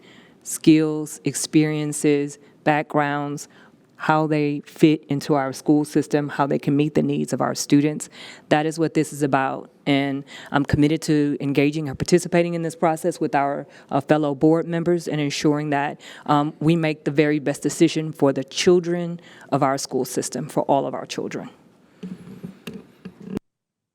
Yeah, I'd like to make a brief comment. Alma was not my first choice. That's been public, obviously, but I do want to say that I think moving forward, they're taking the steps that are necessary, and they have been extremely responsive whenever I've had questions, concerns, and opportunities to talk with them. My mindset has always been, whether I am a part of the victorious vote, side of the vote or not, that my next shift is back to what is in the best interest of the students of Gwinnett County Public Schools. So at this point in time, we have our search firm. We're moving forward. They're doing it professionally. They're answering my questions and concerns. And my hope is that we will engage in a robust process that leads us to the absolute best choice for the students of Gwinnett County. And so that's my goal. That's my desire. And I think that if someone chooses not to apply for this position, it's not going to be because of the search firm that we've hired. It'll be for some other reason. And so for that, I think we're going to be just fine, and we're going to take the time necessary, evaluate the candidates that are available, and make the right decision.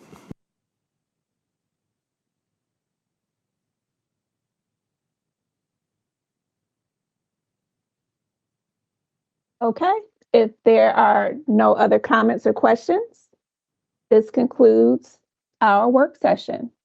Board members, I need a motion to go into executive session for the purpose of discussing or deliberating upon the employment, compensation, hiring, disciplinary action, dismissal, or periodic evaluation of a public employee or officer, considering student discipline matters, discussing and considering threatened and or potential litigation with the board attorney, and or discussing the acquisition, disposal, or lease of real estate, and or discussing cybersecurity plans, procedures, and contracts.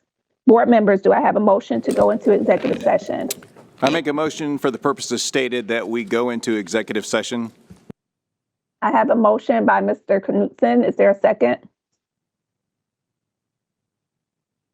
Second.